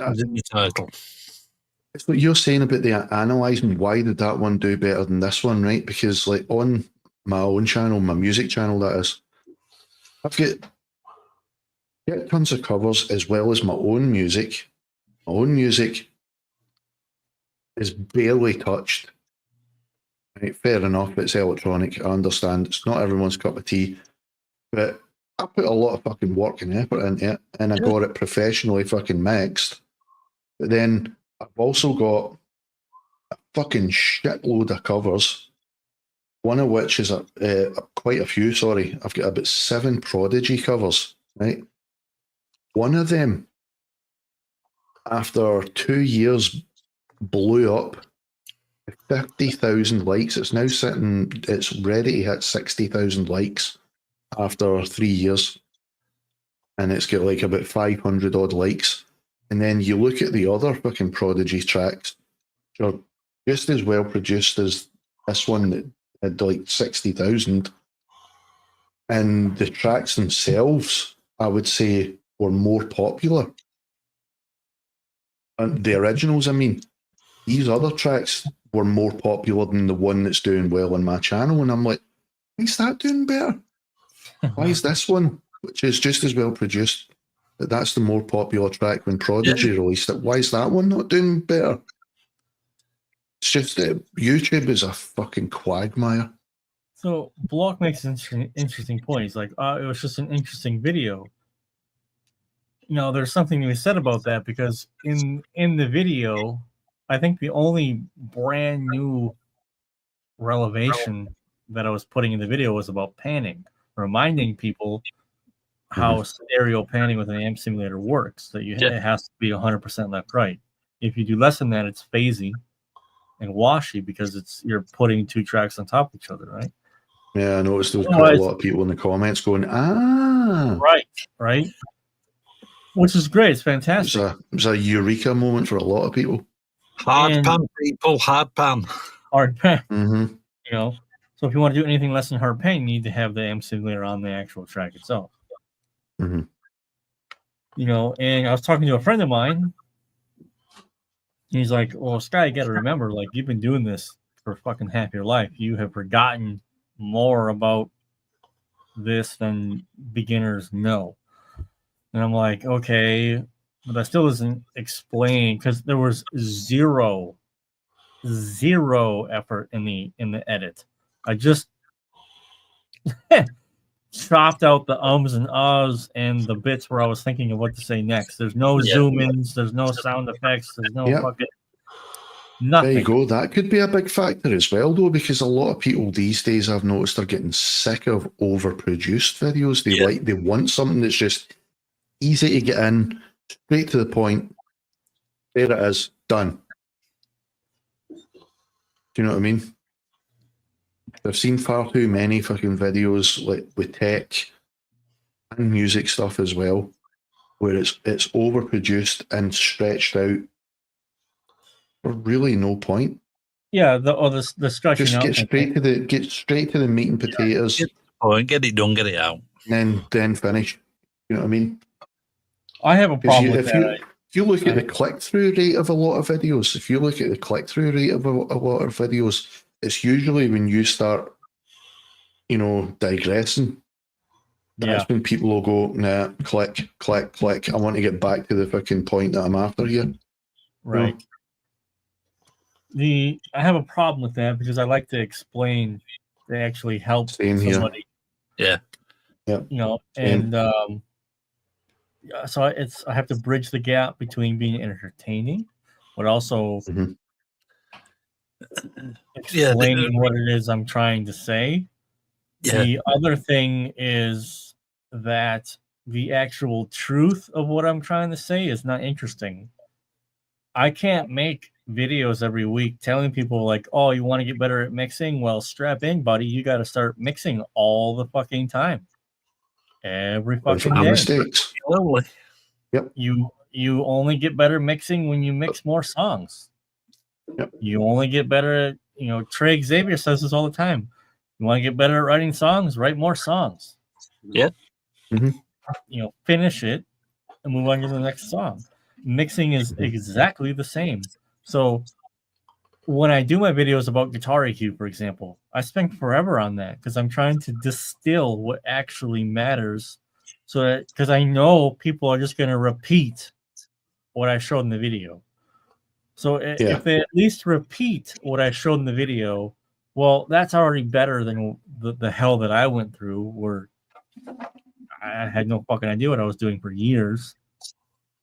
But it's a big stress because everything that you say in music, it's like, okay, I'm gonna do a whatever attenuation at 2.4 kilohertz. I know people are just gonna arbitrarily cut out 2.4 kilohertz every time they work on a guitar tone. It's like, okay, why am I doing this? Because there's this sound with this particular IR happening in this guitar tuning in this particular riff. It's not going to be like that if you record a different style of riff. So a lot of people complain that it's not complain, but a lot of people realize it's very easy to get, in my opinion, it's very easy to get a great chugga when you're palm muting. Super simple. Yep. Well, then their tone falls apart when they start doing big open chords. Yep.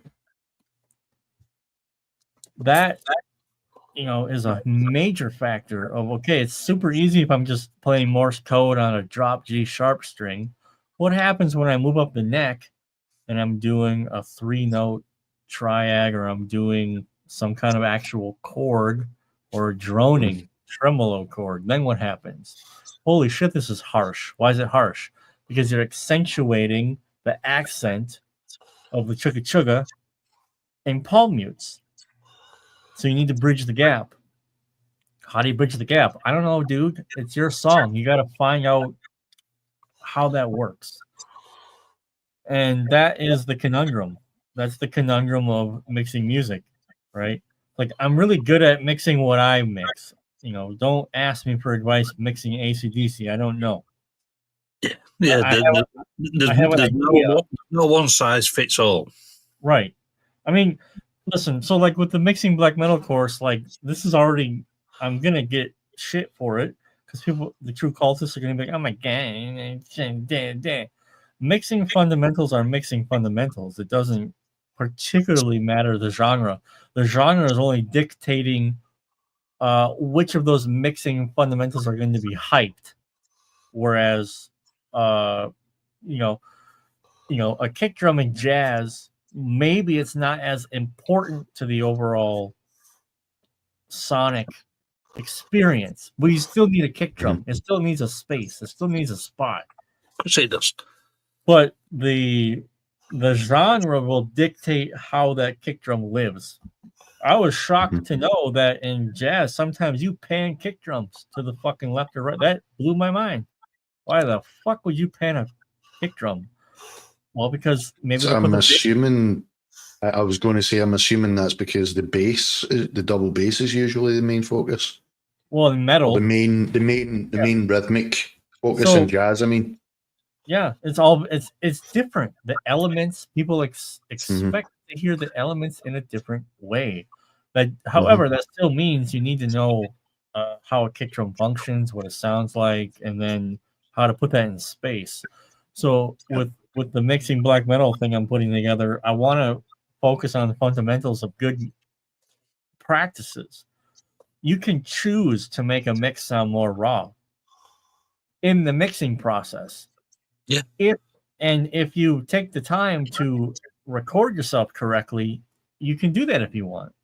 But if you're fucking a retard and you blow the shit out of your DIs and they're all clipped because true cult, no, now your raw just sounds bad.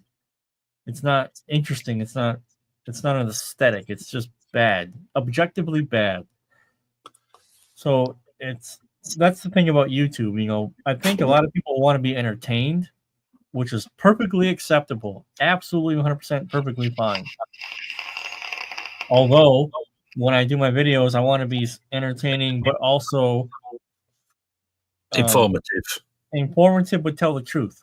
I cannot look into the camera and I cannot guarantee you that you'll be able to learn how to EQ guitar in a 20-minute video. You can learn the basics. You can learn the decision-making process, but then the rest is up to you. You have to spend years learning how to hear, learning what you're listening for, not just mixing, but going down the rabbit hole. What does a G12 sound like? What's a greenback sound like? What's a creamback sound like? What's a B30 sound like? What's a K100 sound like? What's a DB77 sound like? Why do they sound different? What? Yep. You know, that's what I love about you and Scott, you and Glenn, because Glenn's not afraid to experiment with the different speakers as well. He's sick to the back teeth of the old greenbacks in the 5150s and fucking, you know, he did like to. He won't bullshit people. He'll not just say, well, you know, yes, it sounds good, so let's just keep using it. That's different. See, and this is like, I don't want to like out myself here, but this is a large reason why I decided to start doing the presets, because I saw that a lot of people are just working their ass off all week long at their job, and they have one day to work on music. If I was that guy, I would prefer to have sounds that I already like, that I can use right now to write a demo, to write an idea that already sounds cool. You know, I would actually be the asshole if I'm going, yeah, you know what, Lee? Don't be a fag. You know, spend the time to learn how to make your own guitar tones And Lee's like, cool idea, Scott. Yo, I just worked 65 hours this week, and I have this afternoon to write music. So, you know, it took me a while to come around to that and understand that mindset. And that's a very valid mindset. And so what I should do is I should help them. I should create tones that people can use and do or whatever. Yeah. Well, what's wrong with instantly that? Accessible. Yeah, because I've played these guys a track that I've just come up with for the JST. That tone's fucking lovely, man. That tone is fucking lovely. And I just picked one at presets. I thought, that sounds cool. I like that. I'm going to stick with it. It is nice. I mean, one of the reasons that I love doing the covers is because it pushes me to use different sounds each time. And at the same time, I'm learning what's better for particular, not even genre, but like mood. Yeah. I'm learning at the same time. This tone works better for that mood. That tone's working better for this mood. You know what I mean? It's not just like, okay, yes, block, greenbacks were and are great, but as Glenn has said fucking countless times, everyone is fucking using them. Everyone and their fucking grandkids are using them. Yeah. I'm B30. There's no harm in trying something different, and that's what I mean. Like, it's nice to try something different. Well, that video you did a couple of months back on, is it them DNA IRs, the Engel pack? Yeah. That's a fucking good pack. I didn't even bother with lower packs. I just went straight for the producer pack. Yep. And there's some fucking good IRs in that pack. I mean, that's why I make my videos. You know what I mean? Like, yes, they are sponsored videos. I was paid, blah, blah, blah. But I say no to videos all the time. Because I'm not interested, or I can't in good faith understand or see how it could be interesting to someone who's watching my video. I always want to amplify, for example, like Deviant Drums. Jesse messaged me. In the beginning, I did the first video for him. He couldn't afford me. So he came up with a deal because I liked his drums. Was there something new? Yeah. I said, listen, let's do this. You know, I'm not going to do a playthrough video for you on this one, but at least we can get a video out. We can get spreading the word, right? Then he messaged me. He's like, hey, I'm thinking about putting a free pack together. And I said, cool. If you're going to do this, I would suggest this, and this. And to Jesse's credit, he took my words. I'm not saying I created the free. That's not true. He did it. You know, he can do whatever he wants. But I was like, listen, why don't you give people a kit and let them use the damn thing? And then what they're paying for is a content upgrade, not a functionality upgrade, like what Crim does. Crim is so neutered, you can't do anything with it. No, you can't even separate the tracks out. Right. You know, and I get why they did that, because Crim is just that one singular kit. It's the one thing. You know, there's not like a lot of content actually.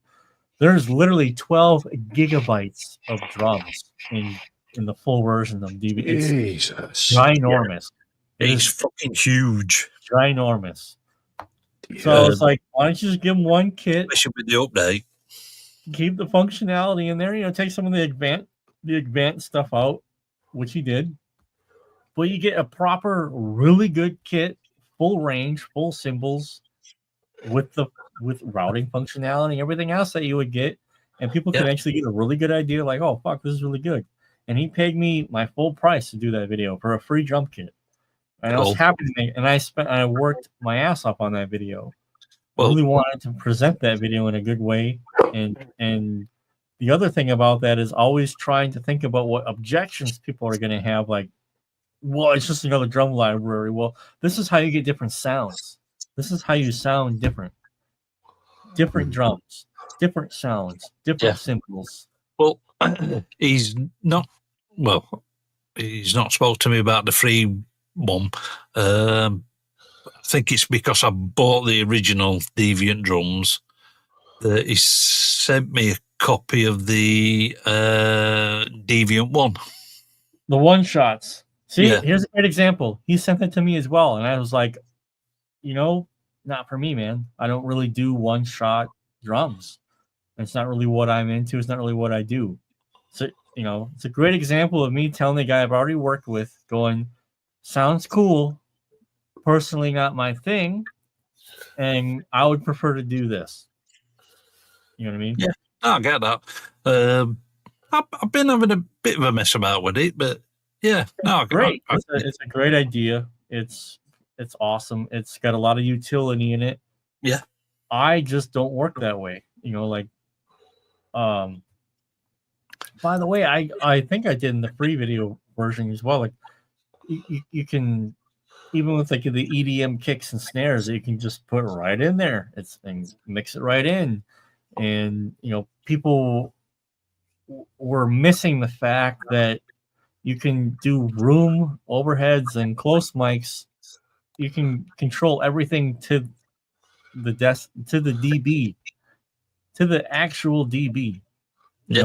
Which it's a really good product. Like Jesse did a really good job on that. Jesse is a professional musician. He writes music, for projects and stuff like that. So it's like he created that for himself to solve his own problems and his own workflow. So right. He just seemed like a cool dude. I spoke to him a couple of times. Yeah, he's classic Californian, super upbeat, nice, really good guy, and works hard, good dude. So, but he had his fucking studio broken into and had his his Mockingbird stolen. Yeah, his favorite one, yeah. So it's fucking gorgeous and all that guitar. Blue maple top. Don't worry that he's still got his prize. He's still got the Hellfire guitar. Stranger Things. But that's why I do those videos, like with Aurora DSP. Dan was like, hey man, I want to do a series of videos about my products. I'm like, okay, here's my idea. I can do a video a week, but I'm gonna do them my way. I'm not gonna do a review. I want to show how these things can be useful to somebody. Why somebody might want to use it in my, I'm not doing pop punk. Hey, can the Diamond Sound do black metal? Because that's my question. That's all I care about. Can it? Yeah. And it's a unique sound too. It's not like a Marshall. It's a Marshall S type of sound, but it's not a Marshall. It's different. And you get two different amps. Right? Like the Hector update. Like I did some beta testing for him. I like found a couple of bugs for him. Like fix this, fix that, and I'll do the video for you. Like we had to postpone that video a little while, but like I want my videos, like I am being paid for my time, but also I just don't want the video to feel like a big giant fucking advertisement. Like the Hector's the best thing ever. I'm not saying that. I'm saying it's different. And maybe that'll appeal to you. Maybe it won't. Right? And I make my own demo song, which means I have to sit and play the goddamn thing, and I have to mix it. I have to work in it. I have to find out how the thing works. And I don't use third-party IRs on purpose because I want to. How good is this cabinet section? What do I have to do with it? That's exactly the same as what I do. If I'm demoing that product, I'll use everything inside that product. Right. Well, it makes you think differently too. Yeah, because it was like that one I did a few weeks back for the Left-Hand Path black metal plugin. Let's see what this thing can do. So that's why I do what I do. I mean, I have the mixing videos sprinkled in as well. Like I want to do a video about the Carnivore pack. I'll try to do it by Friday. Cola's IR pack. Cola one, yeah. I mean, he sent me them before they were released, and I was playing with them, and like It's ridiculous because it's like an improved, better voiced V30 that gets rid of the fried asshole sound that I always hated about a V30. And I have the Savage right here. You can't see it, but it's right here. I've been playing the Savage through them, going, this is amazing. Because the thing about the Engel Savage is it's got such a presence on it that if you use a bright speaker, you are asking for trouble, right? And that's kind of one of my gripes about the Engel XXL is they load it with V30s, and it's like, this amp needs a dark speaker, in a Siberian birch cabinet. For fuck's sake, put a dark speaker in it. Is very harsh and brittle, and a lot of people have erroneously thought like, oh, the Savage is too fucking bright, it's too fizzy. Look, you get the wrong speaker in it. You need a smooth, dark speaker, and then you can crank the shit out of the presence, and it's going to sound like that. It's going to sound amazing. The Carnivores sound awesome with the Savage. I've been just chugging the shit out of it. It's been really, really fun. But that's the other point. I write a 1-minute demo. Everything is busy on V30s. Yeah. Maybe that'll change with them going back to England. I don't know. There's a drastic difference that Glenn showed. I think it has. Did Glenn not try one recently? He made a video about it, like showing some of the new ones. Yeah, the ones in UK are more in line with what they used to be.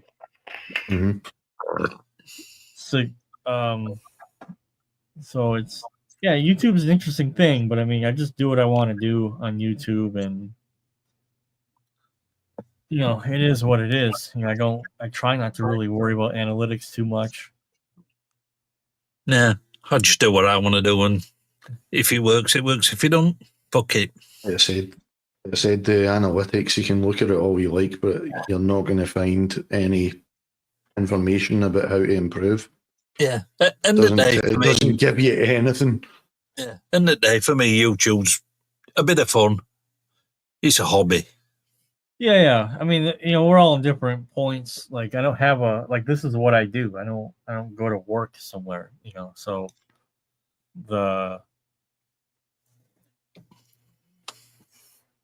it's a good video can help a lot. Yeah, it can drive people to the website, and maybe a couple people will buy presets or something like.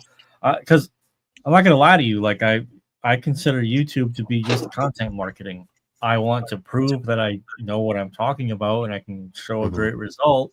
Yeah, but also I'm making videos to be helpful, especially when other people pay me to do videos about their products. But also it is to remind people that I have this. Chernobyl Audio does that. I have a website. If you're a producer or whatever, I got presets and mixing resources and these other things. And it's just I'm not optimizing for subscribers, I guess is what I'm saying. I'm not even optimizing for views. I'm just want it to be a good video. Right? Even if a video goes viral, it doesn't mean shit. Like I said, there's videos I've seen where they got 2 or 3 million views on a video. They got 1.16 thousand subscribers. So they had one video that did really well. The rest of them get 30 views each. Yeah. So no, a few channels like that. So what's and YouTube changes so much. Like, oh, everyone's chasing the algorithm. Well, then the algorithm always changes. That means like every couple of months, all that content you did is dead content. Yeah. So, like, I guess like the best thing to do would be like a news channel, because new content every day. But that video has to be awesome that day, because yesterday's news is old news. Yep. So news and pop culture, they're the ones that seem to be the ones that are doing the best at the minute. But whatever. That's what the most successful creators always try to say. Like, okay, whatever content you want to do, you need to find a way to couple it with what's happening in the real world right now, the popular topics. I'm like, that's gay. So so that means I have to guess what's going to be popular tomorrow. It's just so much more stress. You know, like I've got enough fucking stress in my life. You know, I mix black metal. What the fuck? You know, I have 25,000 people on a channel talking about mixing black metal. I think that's pretty good. I think that's pretty good. You know, and like Glenn, by the way, if you go to his earlier videos, a lot of his earlier videos are really solid, like tutorial style videos. Mm-hmm. And then you're gonna notice this hockey stick of growth right about the time when he started. Yep. Yeah. And he started reacting right, like a bit more excessively. Yeah. The angry Glenn. Yeah, because he said, I saw him saying, like, if I went and done, he said it himself, like, if he done videos the way he talks in real life to people like his friends, his wife, it would be boring. Oh, talking of his wife. It's not until he puts that persona on that people start clicking. Of his wife, she had another seizure the other day. Oh God. Glenn is like 6'4". Glenn is a giant in real life. Yeah. And just taller than me then. And very soft spoken. Mm-hmm. You know. So like we hung out at 42 Gear Street, we hung out at Guitar I'd Summit. love to meet him, man. Love to meet him someday. And yourself. Yeah, I'm much shorter. Well, it'd be much the same as standing next to Glenn because I'm only an inch smaller than him. Yeah. So I'm 5'8". I can confirm that. I've stood next to him. Mm-hmm. I'm 5'8". Very comfortable size in Europe, by the way. I fit on big all and big B is nothing to do with my endowment. You know what they say about big feet, big socks. Yep. Expensive shoes. Yeah, I'm happy with my height. I fit everywhere. All public transportation. My size of clothes are always in stock. That's what she said. So I don't complain. Yeah, but Glenn is very, like you say, very soft spoken, just easygoing, typical fucking Canadian through and through. You know. I love people like that, that just call it as they see it. They're not afraid to call bullshit when they see bullshit, but they're not afraid to fucking help you out if you need it. Yeah, I mean, I've got a few Glenn's courses, and you can see how he is in his courses. Yeah. Fucking hell, DW. Jesus Christ. Time to call this? We were just about ready to fucking end the stream anyway, but you came and we're definitely ending it now. Yeah. Hope you're all good, D-Dub. He had some shit. Well, what do you expect? Look where you live.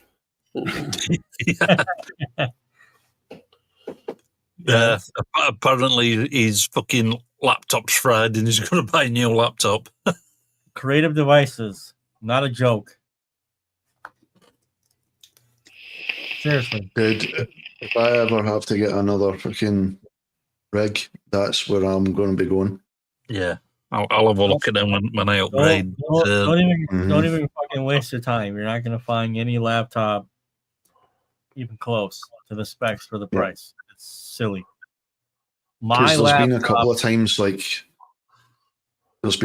times where I've thought certain types of vocals I would love to go into the rehearsal studio. It's literally just in the next town over. It's easy to get to, but I've no way of getting like vocals recorded unless I take my PC with me, and that is a heavy beast. It's a big beast. Oh, fuck that. But thought, easy.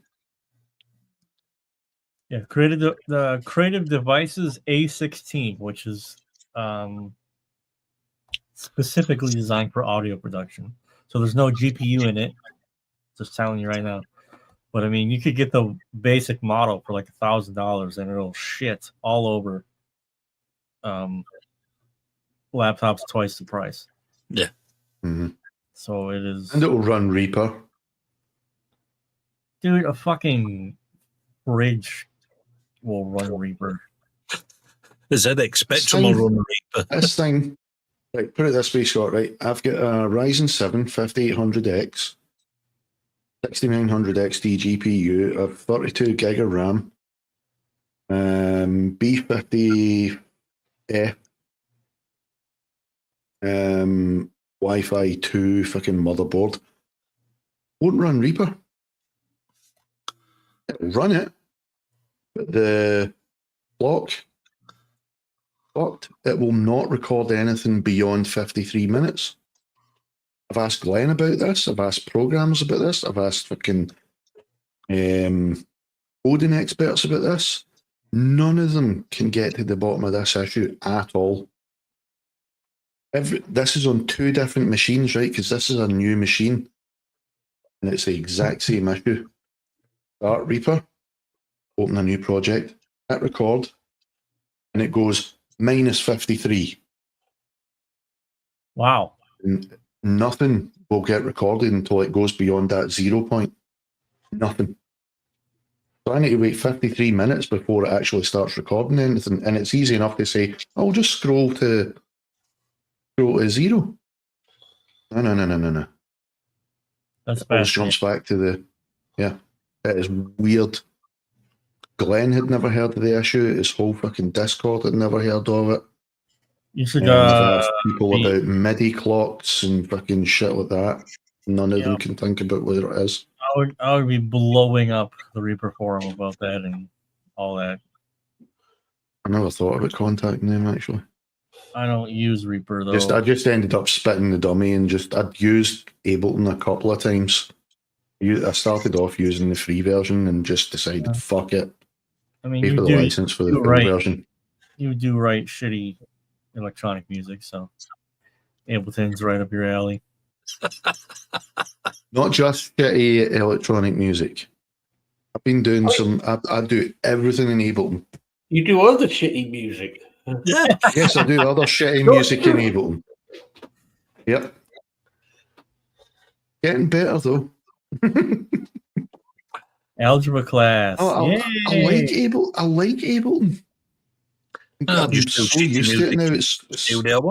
Ableton. I can't believe Ableton hasn't been sued yet for ableist language.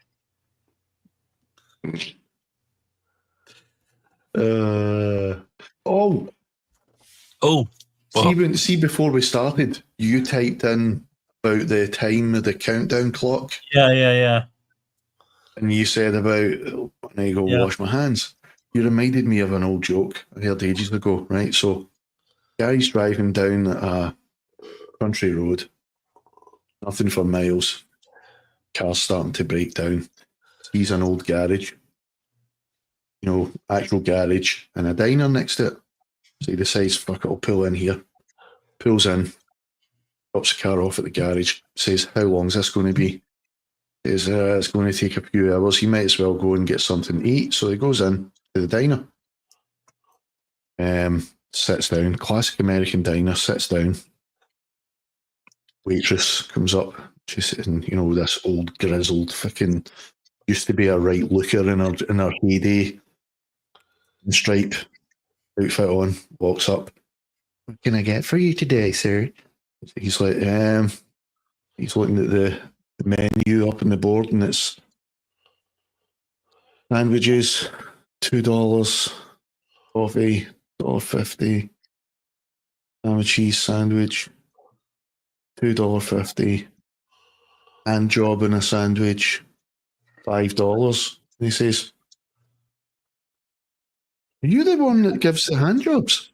He says, I am indeed. And he's like, can you wash your hands and go and get me a ham and cheese sandwich?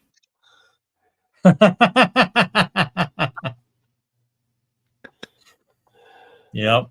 Not interested in your services, wench. I'm hungry. Yep. I'm hungry. Oh, eggs and steak. Oh, that's what Stacy had for dinner tonight. Yeah. Oh man, I'm on a right fucking health food thing just now. I'm trying to lose weight. Steak. Doing all right though. I've lost 2.5 stone. Oh, nice one.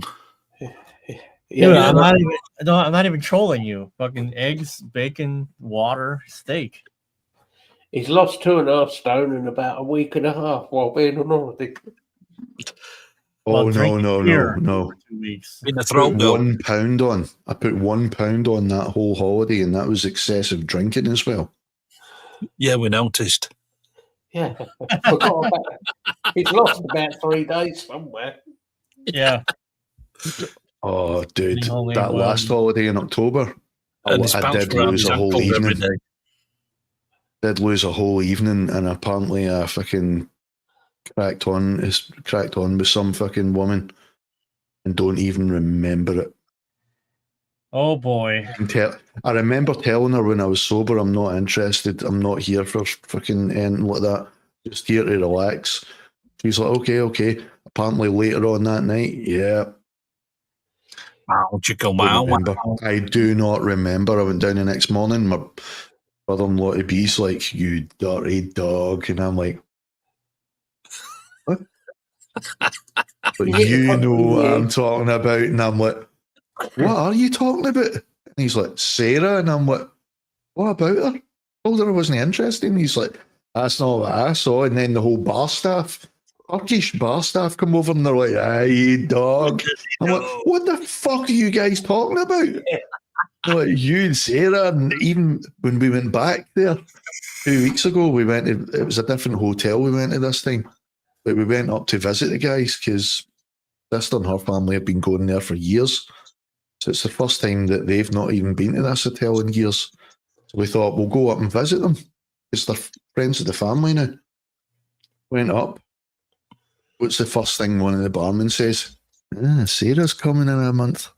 You want me to put a wee word in for you, say hi for you? And I'm like, shut the fuck up. Like, I don't even fucking remember that night. I was like, I done nothing as far as I'm concerned in here. I'm like, that's not what I saw. Give it about a year. You guys saw it as well, you fucking bastards. Give it a couple of years, there'll be that knock at the door. Dad? Yep. Dude, I don't even remember it at all. It's the only time I can honestly say I've been blackout drunk. The only time where I have had no memory, because like I've been mega drunk before, but usually I remember. Nope. I have no memory of this evening whatsoever. Last thing I remember is a round of shots and my nephew saying that he didn't want his and it was 2 each. He didn't want his and he was like, oh, I'm going to bed. And I'm like, I'll have them then. Last thing I remember. Yeah, well,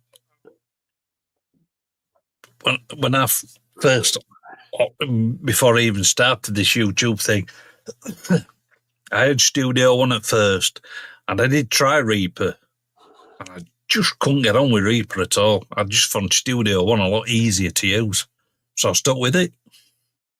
Well, that was the thing that I did find. I mean, even although I couldn't get to record anything, see, even just the whole process of setting up a track, arming the track, getting it to write, that's a pain in the prick. Ableton, you just go, add a track, you highlight the record button, hit record, that's it. It's recording. Well, it's same in Studio One. Is that? There's your track. Put your amp team on your track. Bosh. Oh, it doesn't make sense. Put your drum software on a track. Put your MIDI on there. Done. It doesn't make sense why that time is doing what it's doing. Nah, it don't. It doesn't. It's a bit of a. I mean, I know it's been out for years and years, but I mean, you would think they would I know it's open source now, but you would think there'd still be a bit of an updated system of how to add a track and get it to record on that track. They could simplify it. They could simplify it because, I mean, you need to open the track, select whether you want it in mono or stereo.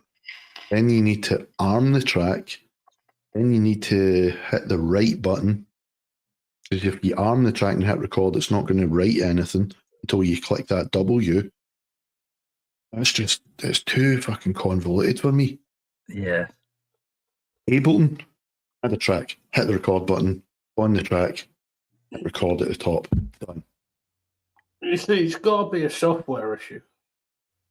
The only thing I do like about Reaper is, see, once you've recorded the track, you can select that individual track and print it in the software. Yeah, you can still do it. It finalises the track, that individual track there in the software. In Ableton, if I want to do that, I need to solo that individual track, export it as a WAV, and then re-import it back into Ableton in its place. No, in Studio, Ableton. Select the track and then either bounce the track or like say if you're using Ampsim, you can bounce it to a separate track and then it'll mute the original track. Dude, I've never even thought of that. I could do that. You're a fucking genius. Never even thought of doing that. I could actually do that. That's even although I'd have to sit and listen to that full individual track, it's still taking less time than exporting, re-importing. Yeah. You know, still a hell of a lot less time. I could bounce it. Yes.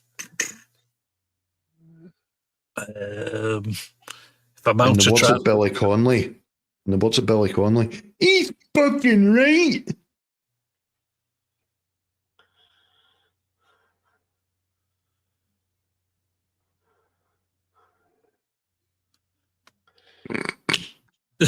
It does kind of look like that, yeah. Yeah.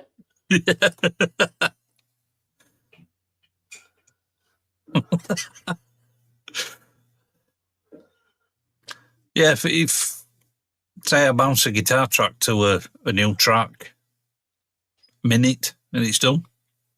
Usually less than that, usually 30 seconds. Yeah, I would still have to open another track, route what I'm trying to bounce to that new track and hit record and let it play. No. Only time you can't just select bounce to that track and it just goes dink, done. You'd have to sit and physically listen to it. Yeah, recording. In Studio One, I can just bounce the track to a new track, and then as I said, even doing it that way is still a lot quicker than having to export that individual one. Because even when I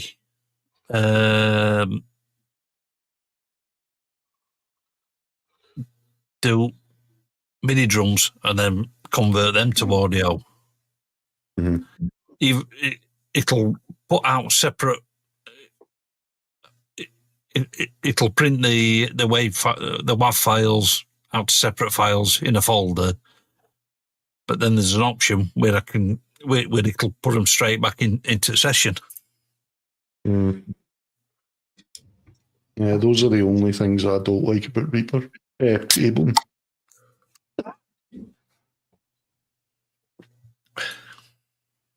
The only things I don't like about Reaper are Reaper. Yeah. And speaking of drums, do you know what I've only just started doing? Tuning the snare to the track. Say again? Tuning the snare to the tracks. Oh my God.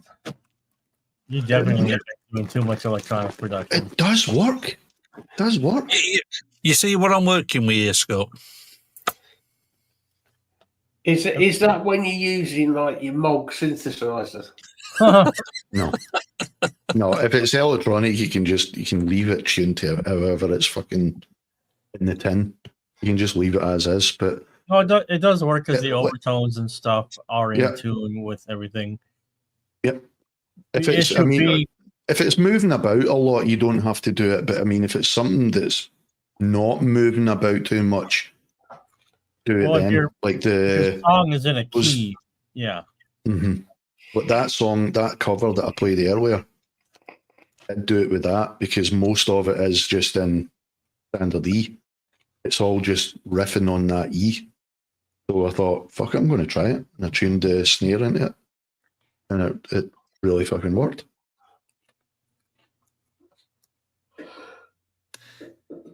It didn't have so much of a light bulb moment. It was sort of a candle. Yeah. What a midgy fart. Just got an email. Some guy bought my industrial metal template. Oh, yeah. A lot of people don't buy this. I think this guy just explained why. He's like, hey, Scott, I just ordered the industrial mix template. It was very suspicious because there were no extra plugins required. However, I am surprised how good it sounds. So it's like a mentality where, I don't have any Waves plugins or I don't have any third-party plugins. You can't do this good of a mix with stock plugins. Wrong. Mm-hmm. So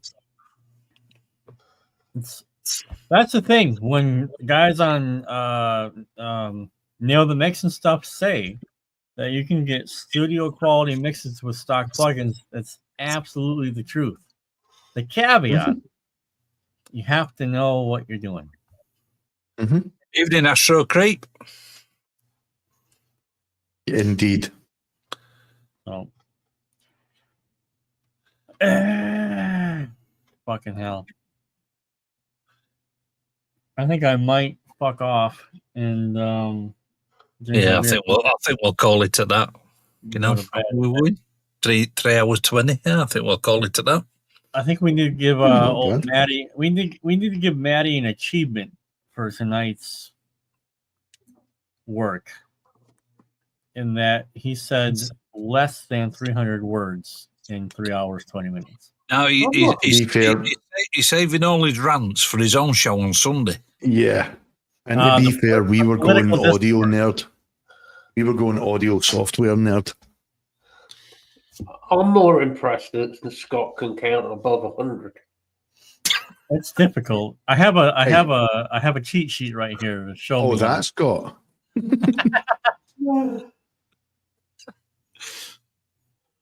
I got to come up with old 80s references again and jog his memory and get him. Yeah, that was a good laugh, Oliver. It's hard for me though because I got to research legitimately because obviously I didn't grow up in England, so I don't know what's funny or I don't know what actually. Just come up with 70s and 80s references. You'll be fine. Okay. All right. You need to watch a show called On the Buses. On the Buses. They're all on YouTube. On the Buses. Or In Sickness and in Health. Yes. In Sickness and in Health or Hearth? Health.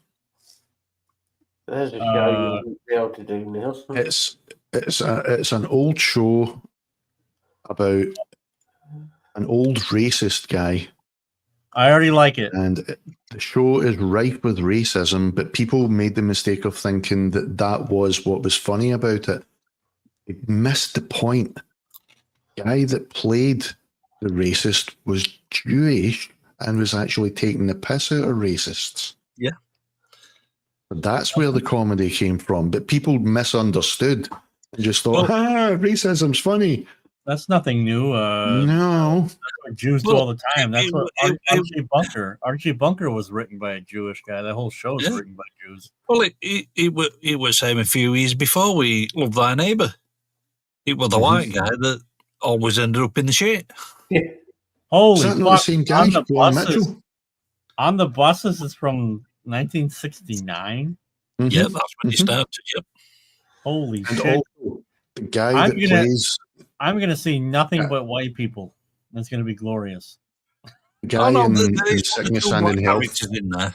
Only 1 or 2 now. Yeah. So the guy that's in Sickness and in Health is also the best Shylock you will ever see. I'm sure. What year is Keeping Up Appearances? That's 80s. That was the 80s. 80s, early 90s. It's Hyacinth Bouquet. Okay. No, it's Bucket. No, it's Bouquet. Well, there's another one I keep. Oh no, that's my mom really liked. Absolutely Fabulous. 1 Foot in the Grave. Yeah, that was a good one. Faulty Towers. What's another Red one? Dwarf, Blackadder. Yeah, Blackadder is a classic English situation there where it's all funny until the end when they go over the top and it's like, fuck. Blackadder is genius. There was not a bad episode of that ever. No. Every one was comedy gold. And the last episode of Blackadder was probably the best one. Blackadder goes forth over the top. Yeah. Over the top. It's also one of the most heart-wrenching moments in TV as well. It was heart-wrenching, but for the right reasons, because it was saying, what's the point of war? Yeah. That last scene, they could have replaced that music with Motörhead 1916. Oh, that would have just done. That would have. Yeah, that have just done with that. What is that? All set in the First World War. Motörhead 1916. What is that? Motörhead. It's a song that Lemmy wrote about a 16-year-old soldier in First World War. In the trenches. Yeah. Gotcha. Oh, not the 9 o'clock. Yeah, pretty much. Blackadder goes forth as pretty much comedy satire version of Wilfred Owens and Doghead at the Quorum Est. Yeah. Okay. Interesting. On the buses, hey? Interesting. Yep. So is this what we just taking the piss the whole time, or? Basically, yeah. Yeah, pretty much. Yeah. The bus drivers and the conductors were basically taking the piss out of the inspector every episode. What's the? Because I understand already English humor here. What are they poking fun at for real though in culture? Like British society. What's the undercurrent? British society, unions, bus wankers. Yep. Hey, I have to do a show with one of them. Okay. Because I know, like, Keeping Up Appearances, it's in the name. It's all pretty obvious. Mm-hmm. So and it's also on the buses. It's also poking fun at that sort of middle management. Oh boy, we need more of that because that has exploded. HR. So what's in Sickness and in Health? What's the? It's about an old racist guy. Yeah, I get all that, but it's not like you can't tell me. Basically, he lost. Well, his wife appeared in the first 2 series because the original series was in the 60s. It was under a different name as well, was it? Not? Yeah, it was. Can't remember what original name was off the top of my head. There was 2 series with Alf Garnett. Yeah. So Death Do Us Part? 2 different shows. He's an Death Do Us Part, yes. Disabled. That's right. Yeah. Yep. Nice one. Basically, he's a pensioner who acts disabled, who's not really disabled, but he's got a carer in, who just happens to be a black dude. Nice. Right. And a gay black dude. I see that just now reading. And he is an absolute bigot. Yeah. It's actually genius. It's actually genius for its time. And as I said, the guy that plays Al Garnett, Warren Mitchell, is an actual proper. He wasn't just a comedian. He started out as a thespian. Theatre. He's one of them thespians. Theatre actor, thespian.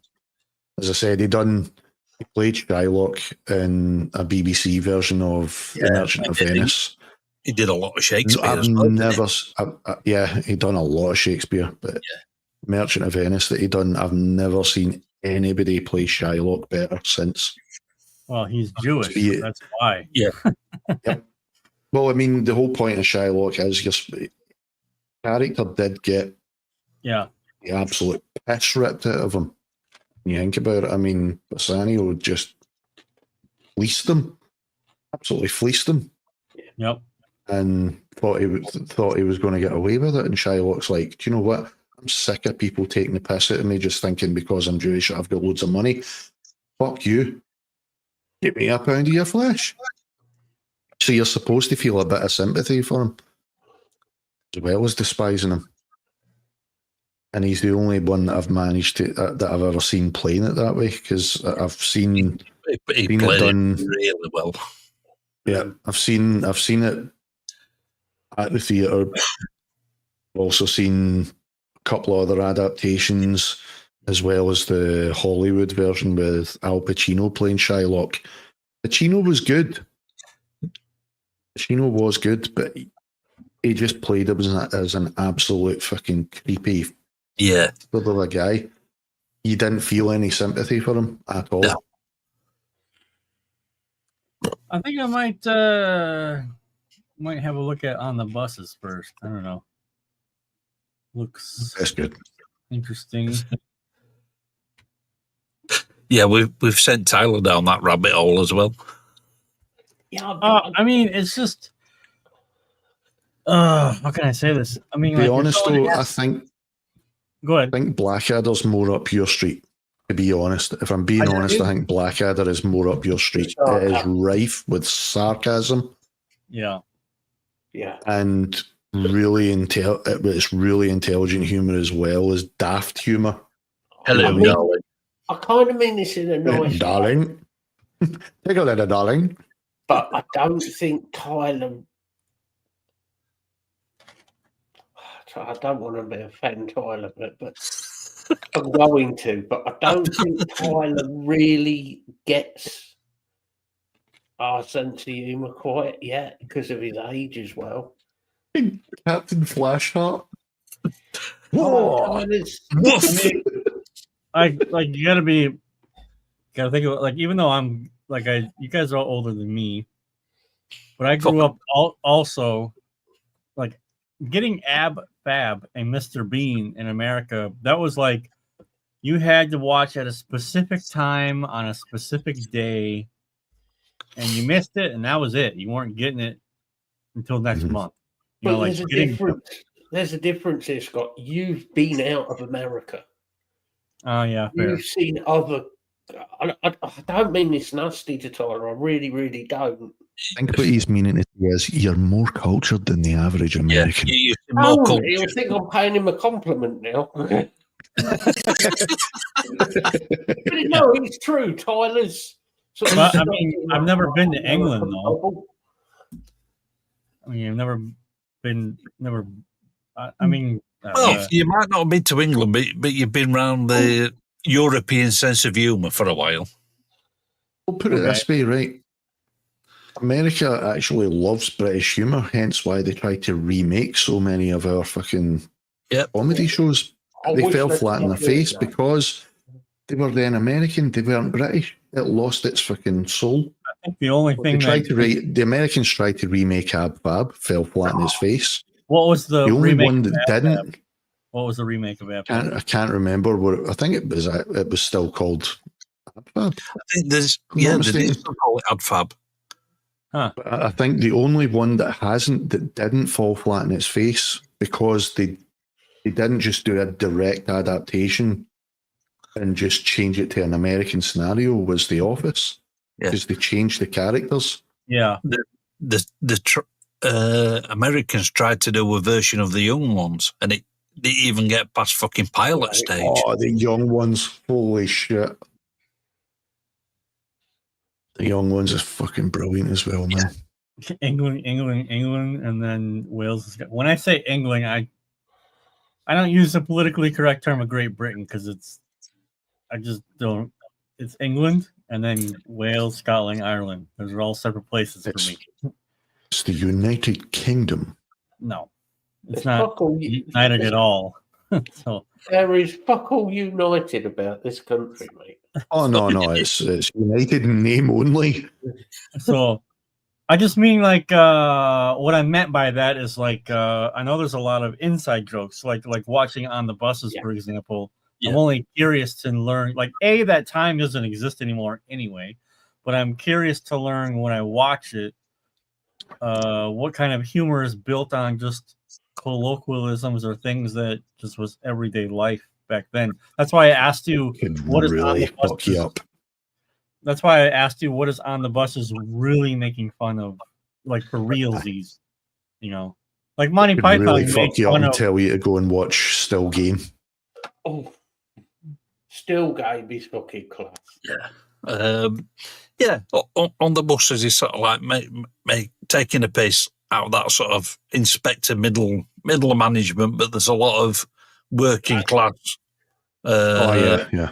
Working class humour in there as well. And the union. That sort of bawdy humour, that sort of Benny Hill 70s. I would say that's who it's more taking the piss out of is the upper classes.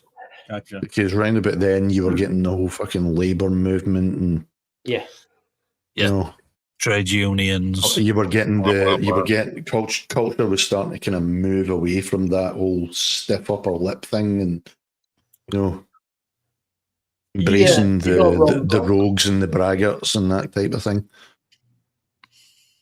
That's what I like about this country is the fact we do have so many different dialects. Oh, are you being served?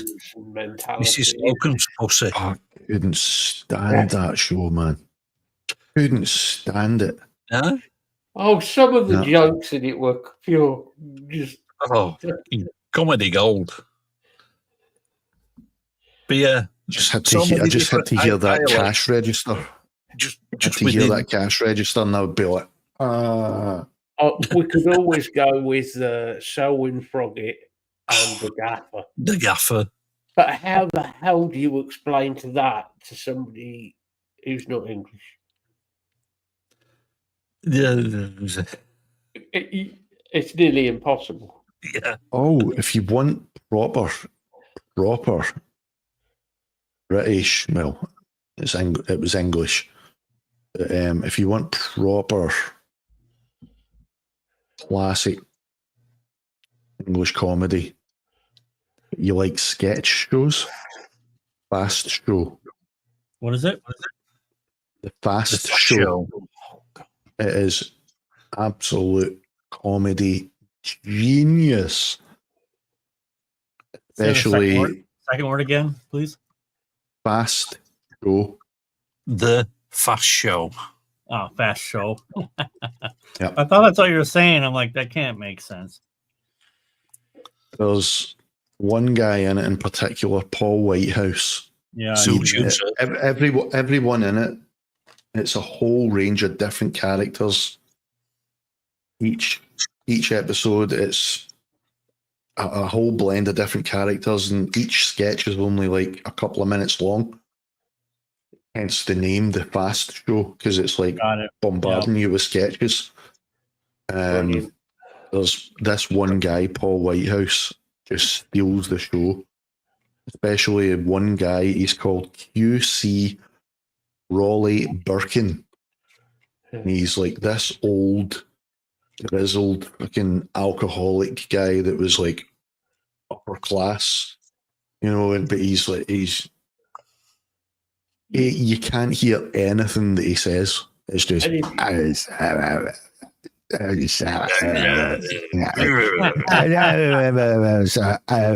great big spider. And he always used to end it on, but I'm afraid I was very, very drunk. That was it every time. It was just big. You knew it was coming, but it was always funny. in one of them old-fashioned gentlemen's clubs. He does about sum up our parliamentary system, doesn't he? Yeah, he's basically like one of the lords. Yeah. Okay, interesting. That, of course, the farmer character with Ted. Ted. Yeah. Network. What is you guys know? Network. Won't they? What is Network on Air? Is that like a? What's that? Network on Air. I guess it's a. It sounds like a streaming service. No, it's Network on Air. I'm reading a synopsis here. They're like, Network on Air describes the show as having a bawdy, comic postcard humor, and resolutely working class outlook.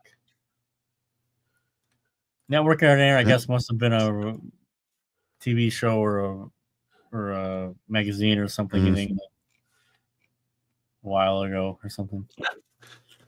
Oh, I said that thought, Mum. Oh, fucking used to love that when I was a kid. You guys remember? Yeah. Windsor Davis was good. Yeah. Oh, Dad's Army. Dad's Army, yeah.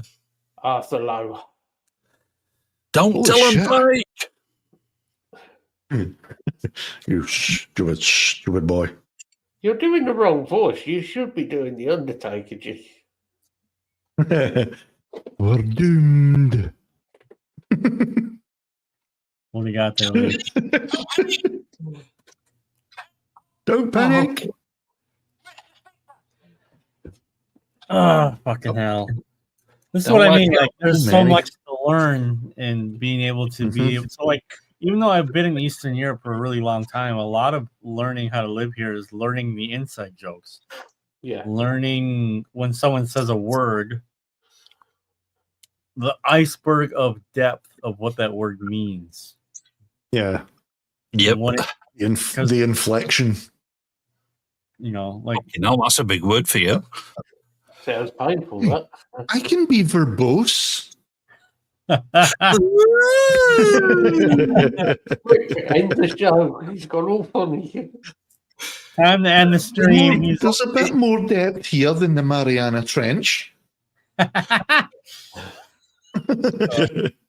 That's what makes so in English class in high school we always watched at some point on Monty Python. Yeah, he had to block. You know, Monty Python is just quintessential British humor. Yep. Listen, I'll be completely honest beautiful. with you. I always liked the Holy Grail one. I always liked because there was a lot of practical comedy in it. Yeah. Shit like general direction. Yeah. Shit like Life of Brian and stuff. Whew, as a kid in America. Yeah. Do you know what one of my favorite scenes in Monty Python is? Is like they're going through the forest. Arthur and his servant. He's doing the coconuts for the horse. He's taking old horses and horse riding lessons for the actors. So that was the only reason they had the fucking coconuts, other than the fact that it was funny. But then randomly the arrow just goes, and he's just like, that's one of the fucking best bits in that movie. I fucking love Python, man. I remember looking back at the movie as an adult now, as a 16-year-old watching, thinking like, God damn, they let us watch this when we were 16, and you know how they go into the castle with all the virgin nuns, and they all just like, let's fuck. Yeah, it's like, oh no, I can't. No, you don't know why that's funny when you're 16. And what's the castle called? It's all the nuns in there that are all virgins, talking about we're all virgins. You know, a lot of that humor, because it's reverse humor. Every dude will be like, bro, let's throw down. But you're 16 watching the castle. Come on. So, I mean, I always really liked the part because they never swore in it. But then when you had the flying bunny, and he's like, "Holy shit!" Yeah, absolute banger. It's only a bunny. Absolute hammer drop. Things are killing. Look at the bones. If you go back I love you. if you go back about 5 shows on my channel, you'll see me and Bill do half an hour of the hand grenade of Antioch. The instructions. Oh, fuck. Right, and Tyler sat there. Styles skipping 3 goes straight to 4 and returneth Tyler to is sat there 1. with this look on his face of like completely fucked. Yeah, just that blank look on his face. And then, of course, you get the Iesu Domine Dona eis requiem. Yeah. Yeah, it's just, it's fucking. I think it's Life of Brian, but the only thing I remember is all the girls running on the street in G-strings. Yeah. That's all I remember about that one. And George Harrison randomly popping up because he was one of the executive producers. He just randomly appeared in one scene. He put his house up for remortgage. Remortgaged it, didn't he? Yeah. I heard that none of them make any fucking money from that. No, they don't. That's insane. The film studio makes all the money. They get fucking very little royalties, if any. The last Monty Python, the films, and then for the series, BBC fucking rakes all that in. The Monty Python Monty Python Nearly Live, which was filmed at Wembley, the last ever thing they ever did, is still on YouTube. So you sit there and watch 2 hours of that on YouTube. That's brilliant. Oh, man. It's called Monty Python. What about you? Yeah. Do you find it always all when I say the name Biggus? Dickus? He had a wife, Incontinentia. Yeah. Incontinentia buttocks. Yeah. And we used to get up before we went to bed. Lick roads clean with our tongues. Oh, the 4 Yorkshiremen. Work 25-hour day. Tell you come home a slap from dad. Luxury. Anything can be intelligent, even toilet humor masqueraded in big words. Yes. Yeah. But if you're going to look at watch Monty Python, you've got to watch what influenced Monty Python. The Goons. The Goons. The Goon Show. Mm-hmm. The Goon Show. You think the Monty Python... That's where a few of them started. Yeah. You think Monty Python's nuts? Go and watch some of the Goons stuff with Spike Milligan. Oh my God. That's fucking nuts. There's actually there was a mockumentary made about the making of The Life of Brian, and when the whole conception of it leading up to its release, and then the aftermath, called Holy Flying Circus. Yep. And the guys that play each of the Pythons, holy shit, these guys are fucking spot on. It's beautifully done, but it's done like a Monty Python movie. There's also so it's got silly characters, and the guy that's playing Michael Palin's wife, yes, I said a guy, is the same guy that plays Terry Jones, because he used to play all the women. So they've got him as Terry Jones playing Michael Palin's wife in the show, in the mockumentary. There's also, of course, the famous video of John Cleese and Michael Palin on the Malcolm Muggeridge show. Because America banned it because it was anti-religious. According to It was blasphemous. It was blasphemous. They actually do. I've watched this. And it was watched brilliant. These side by side. I opened up the Holy Flying Circus recreation of that whole interview on that show. And then I've opened up the actual show footage. And I swear to God, they are completely spot on, right down to the last gesture. Yeah. Everything is perfect. The thing is, it's the Archbishop of Canterbury was on there. Yep. Yeah. And Malcolm Muggeridge. Oh, no, it was supposed to be the Archbishop of Canterbury, but they couldn't get him. Someone. So it was Bishop. What was his name? Yeah. It was a knob, anyway. He was an absolute cunt. But Michael Palin and John Cleese absolutely terrorised. Oh, they fucking ripped him to shreds. Because they were saying it's blasphemous to have a religious figure and call him Brian. Yeah. It just proves how stupid your church is, so scared of somebody who's made a film. There was nothing blasphemous about that. No. Mervyn Stockwood. That's it. Yeah. With his big Bishop cross. The Bishop of Southwark.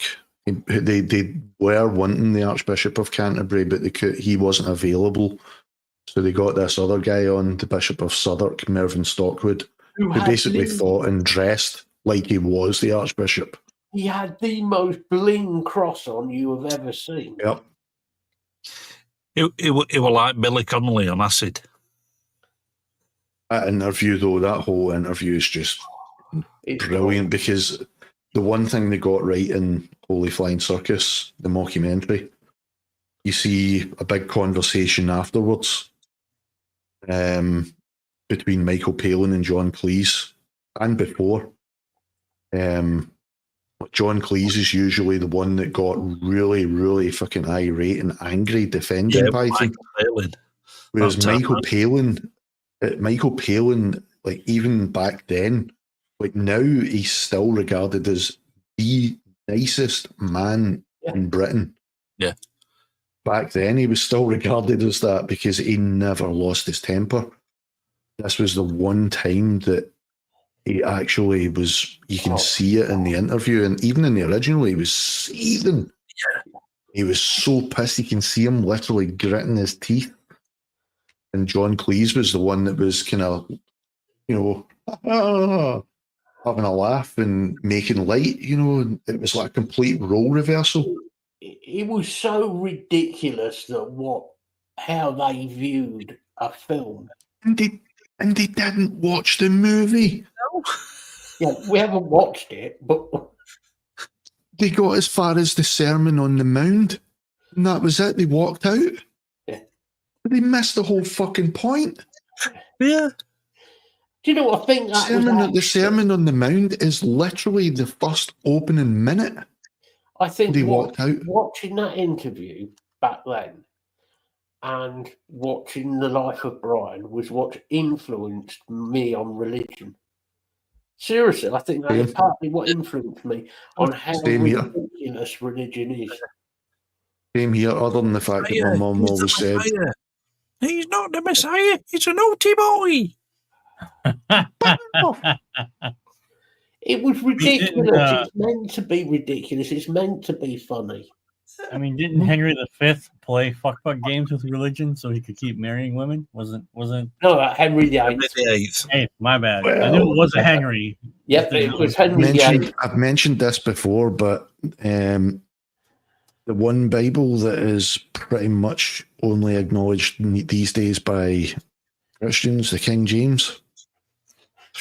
What's the one of the commandments? What's one of the commandments in that? Thou shalt not lie with another man. That wasn't the actual commandment. The actual original commandment was, thou shalt not lie with a child. But King James liked a bit of kiddie fiddling, so he decided, I'm going to change that. Yep. That was proven. Fucked it up, but even although sexual experimentation had been done for thousands of years previous. He basically said, no, fuck all your sexual preferences. Everybody, I'm just going to decide that mine's is the justified one and I'm going to change it. Homosexuality had been going on, like you say, thousands of years. I want to say it's been going on. Romans. Whatever. Practiced by the ancient Greeks. Yeah. The Egyptians. Yeah. What makes me laugh about all of that isn't King James' Bible. It's the other book that he did. And it's a much better, more comical read. So, the Book of Demonology. Didn't even know he'd done that. I have it here. If you want a good giggle, have a read of King James's Book of Demonology. Oh my God. You know, another interesting read, because I mean, I'm not religious, but I do like a lot of the symbolism and stuff like that in a lot of religions. But do you know one that's really, really interesting read? It's the Book of Enoch. Read that fucking start to finish, and whoa, that's a trip. I mean, if you take that at face value, it's not what people make it out to be. What's basically happening there is an abduction story.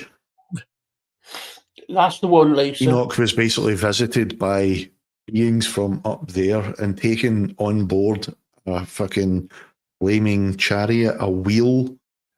Yeah. And, you know... Lisa's got it right there. It should have been called King James's Big Book of Paranoia.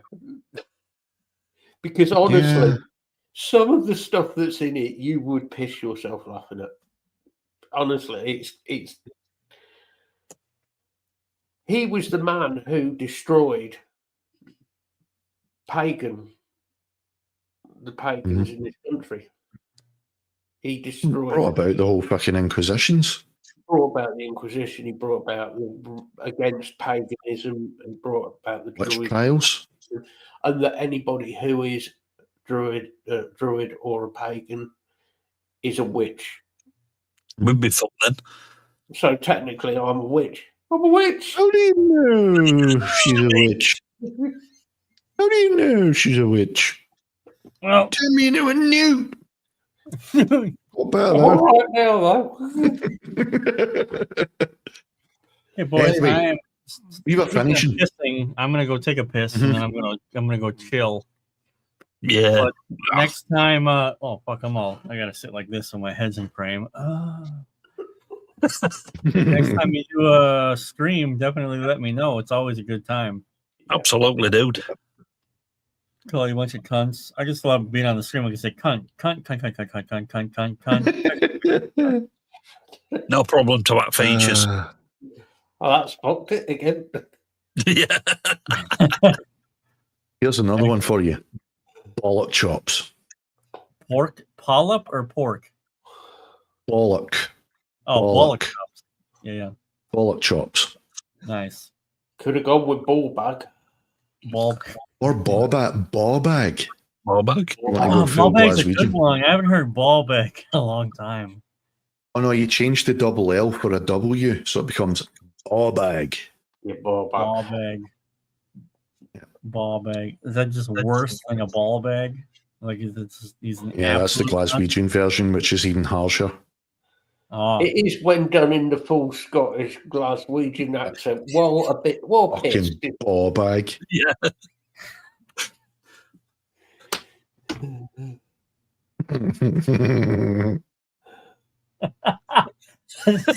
It's such a funny fucking word. It's just a funny word. You know? See? Still game, I'm telling you, still game. It's just a funny word. Fucking ball bag. Like, yeah. It's better not sack. It's like how to call someone absolutely useless. It's like you fucking ball bag. You know, just ball bag. Yep. Love it. I work with a few of them. Taint tickler, ball bag. Like it. Yeah. Yep. It's a good one.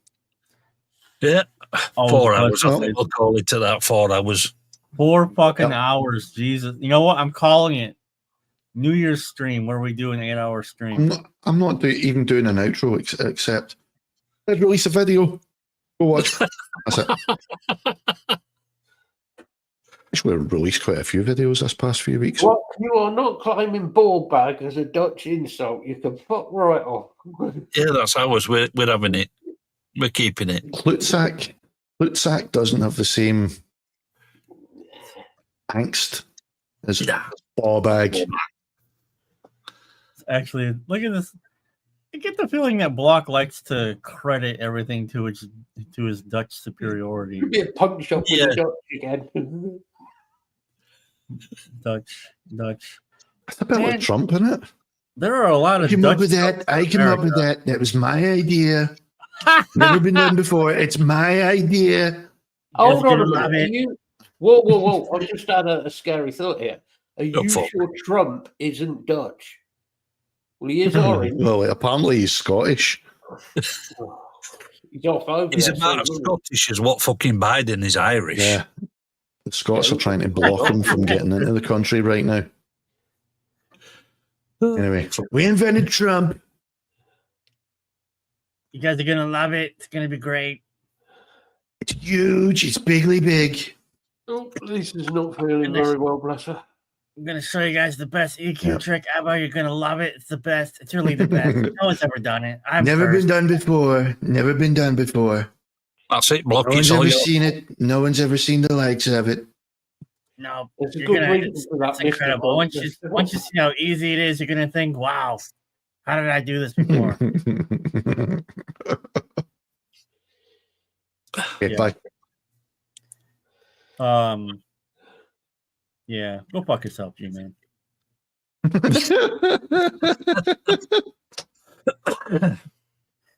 Oh, hang on. I'll give you the American version. Dude, that is there we go. Fuck you from the bottom of my ball bag. Only this. That's the British one. That's the British one. This is the British one with the thumb in. Oh, that's a punk thing. That's an oi. Hold on.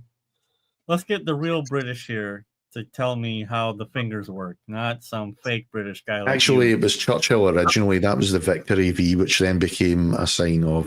No, that's the Victory V. That's fuck off. That's fuck you. I did see Churchill doing that occasionally, though. Occasionally. I did see Churchill doing that occasionally. So wait a minute. You have both. It has to be like this. Can you do like this? This means something else. No. That's a piece. That's black stuff, I guess. This is fuck you. That's a piece out. That's piece out. That's fuck off.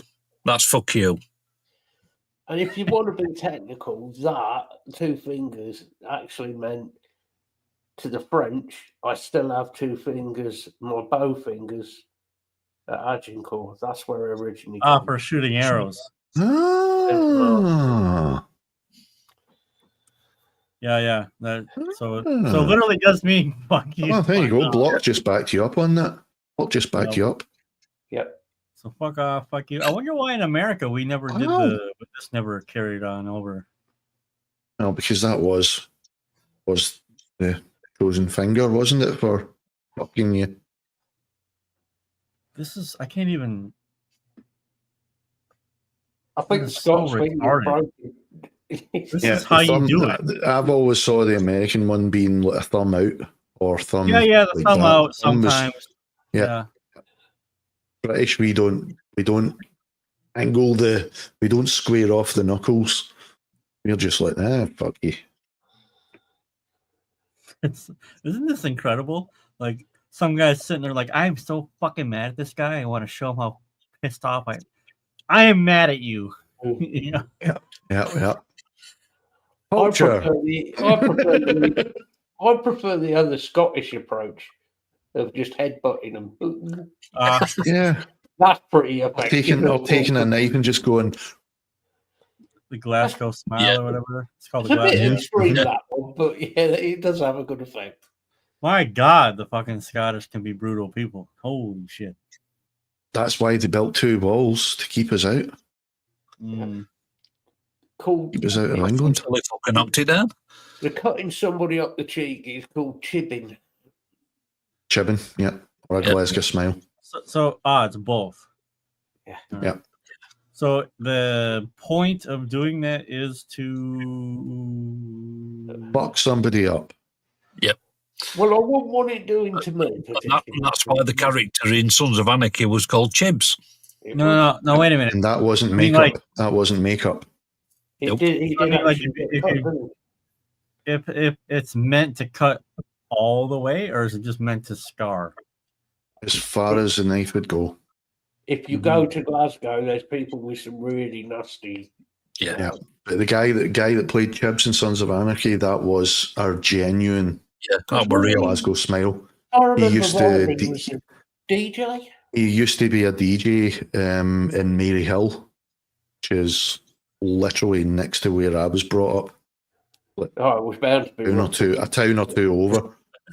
It is a rough area. It's one of the roughest areas of Glasgow, especially back when he was DJing and he was coming out of a club and somebody just went, "There you go, Glasgow smile." Oh, so there's no like Mafia has various reasons why they would do certain things. There's no rhyme or reason for that. It's just yeah. Goes back a few hundred years, I think. Rock. Yeah. Goes back to the Razor gangs and all of that, doesn't it? I mean, like there's always a reason for certain things. Like if you go like the Italian Mafia, they have certain things like they'll kill you in a certain way or leave like a coin, or like the Glasgow smile. Like who thought like, yeah, fucking cunt, I'm gonna, some twisted little bastard. In Glasgow, back in the old days, fuck knows. Yep. We had a lot of fucked up people. Yep. Throughout history. We were brutal. Yeah. Just look at Sony. That is a hell of a happy note to end everything on. Yeah, speaking of Scotsman. Talking about spankers. Talking of Scottish troublemakers, Craig's arrived.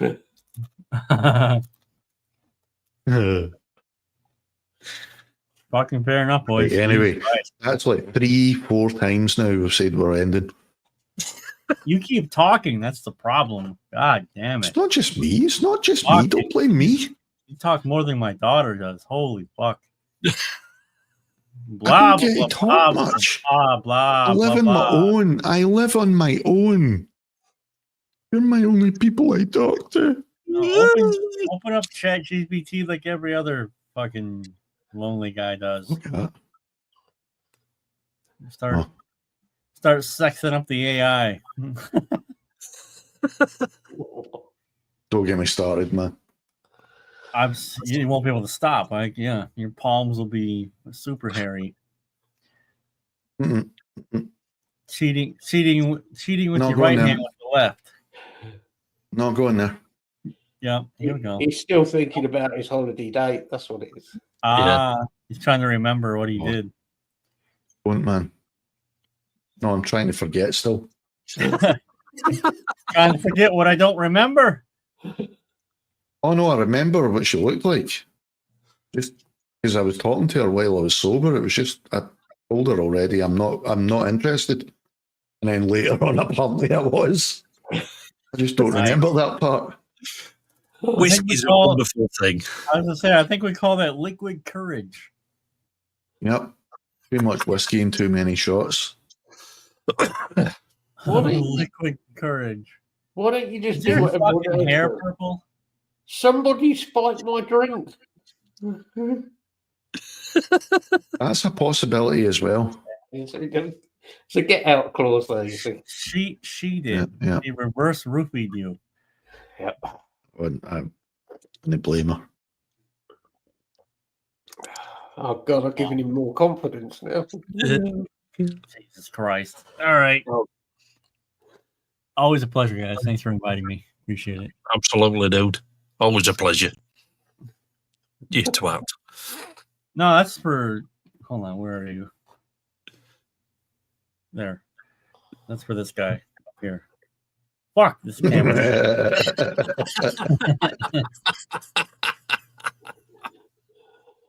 Put me over here next time so I can just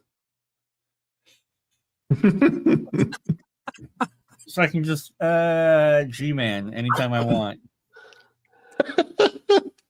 What is your ball bag? You realise that if you're under me, that's my nutsack. Yep. Ball bag. Ball bag central. You got to cup it first, man. Yeah. Good night. Make it nice and warm.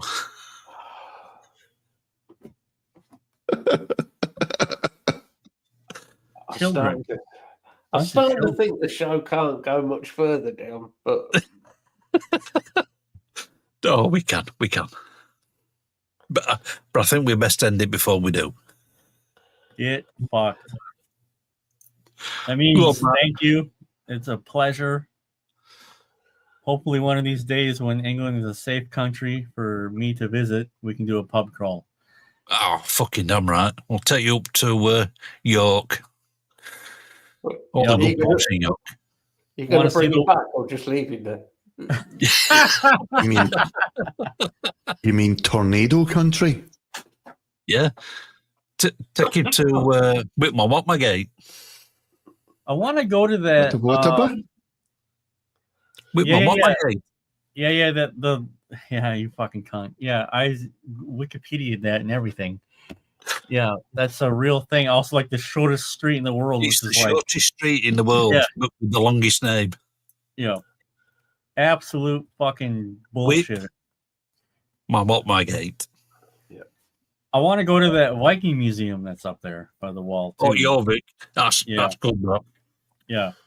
That's all. And we've got a Viking themed pub as well in Middle of York, Valhalla. Yep. That all looks fucking awesome. I appreciate that the people up north are still trying to keep the roots alive.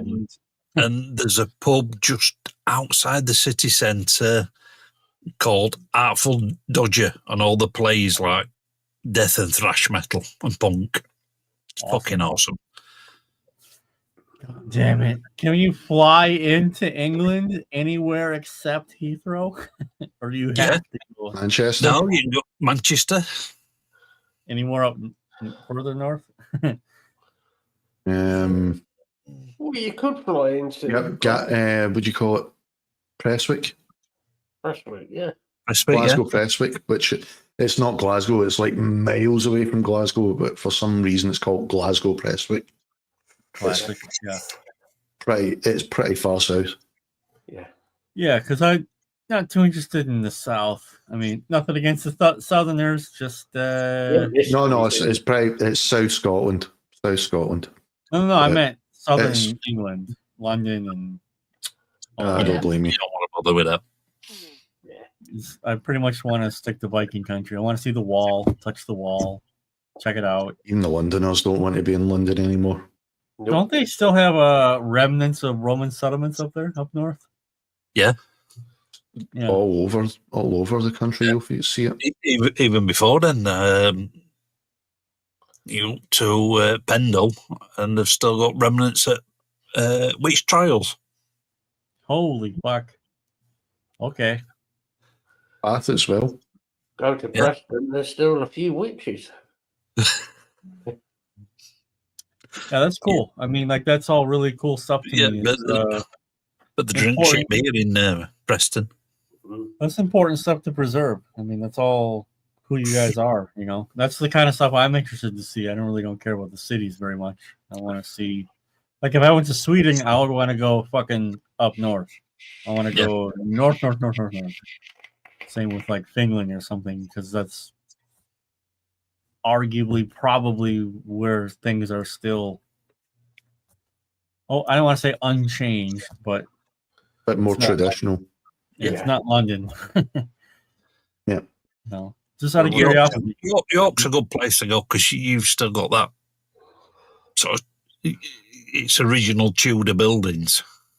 Oh, okay. Yeah. Nice. Not as contemporary. It's not the mock Tudor stuff. It's the fucking real deal. There's a lot of history in York. Yep. Yeah, that is what interests me the most. It was like seeing it. Like I could hit a Wikipedia page and read about it, but touch the wall, you know. Yeah, in that Viking museum, Jorvik, they've actually got a skeleton from that time period in the actual museum. Wow, that's cool. Yeah, that's all awesome stuff. And yeah, man. Yeah, that's one day I'll get out there. I really want to. It's just it's hard traveling right now. There's no airplanes currently operating in Ukraine. Mm. So anytime you want to travel anywhere, you got to take a fucking 18-hour bus ride to Warsaw. Yeah. And then from Warsaw, fly out to somewhere, you know. So, I mean, but like from Warsaw to London is what, like 2 hours? I mean, it's like not bad. You know, you would just a skip and a hop, but it's the 18-hour bus ride that sucks ass. And then from London up to the north, you've got another 3-4 hours. Yeah, for a bus ride. Where I am to London, you're talking about 4 hours ish. Mm-hmm. Well, I was just gonna fly right to your house. I mean, I don't know what the fuck you're talking about. Just drop me off, kick me out. Yeah, you fucker. Parachute. Yeah. Lee, I'm here. Lee, I'm in your fucking house. Open the door. On your lamppost, cut me down. Yeah. Fucking trees, Lee. Fucking trees. Fuck you. Yeah, that'd be good. It's always good to have you on, dude. Appreciate it, man. Thank you. Go on, Matt. Oh, good boys. Yeah. Yeah, that's been fun. Even though Scott's been on, it's always fun. Mm-hmm. Yeah, more show on Sunday, so I'll see what rant. In fact, I know what rant it's going to be already. I guarantee. After this week, I'm sure we could set you off on a couple of rants. Yeah, I've got a few rants this week to go on, so that'd be fun. Yeah. So yeah, that'd be a fun one. Cheers. So yeah. I shall let G do his goodbyes. So bye. Yeah, always good to have you on, dude. We always have a good laugh, and thanks for everybody in chat. Cheers. And, yeah, I've got a video coming. I'll probably put it up on Friday for the Glendover Amp Sim.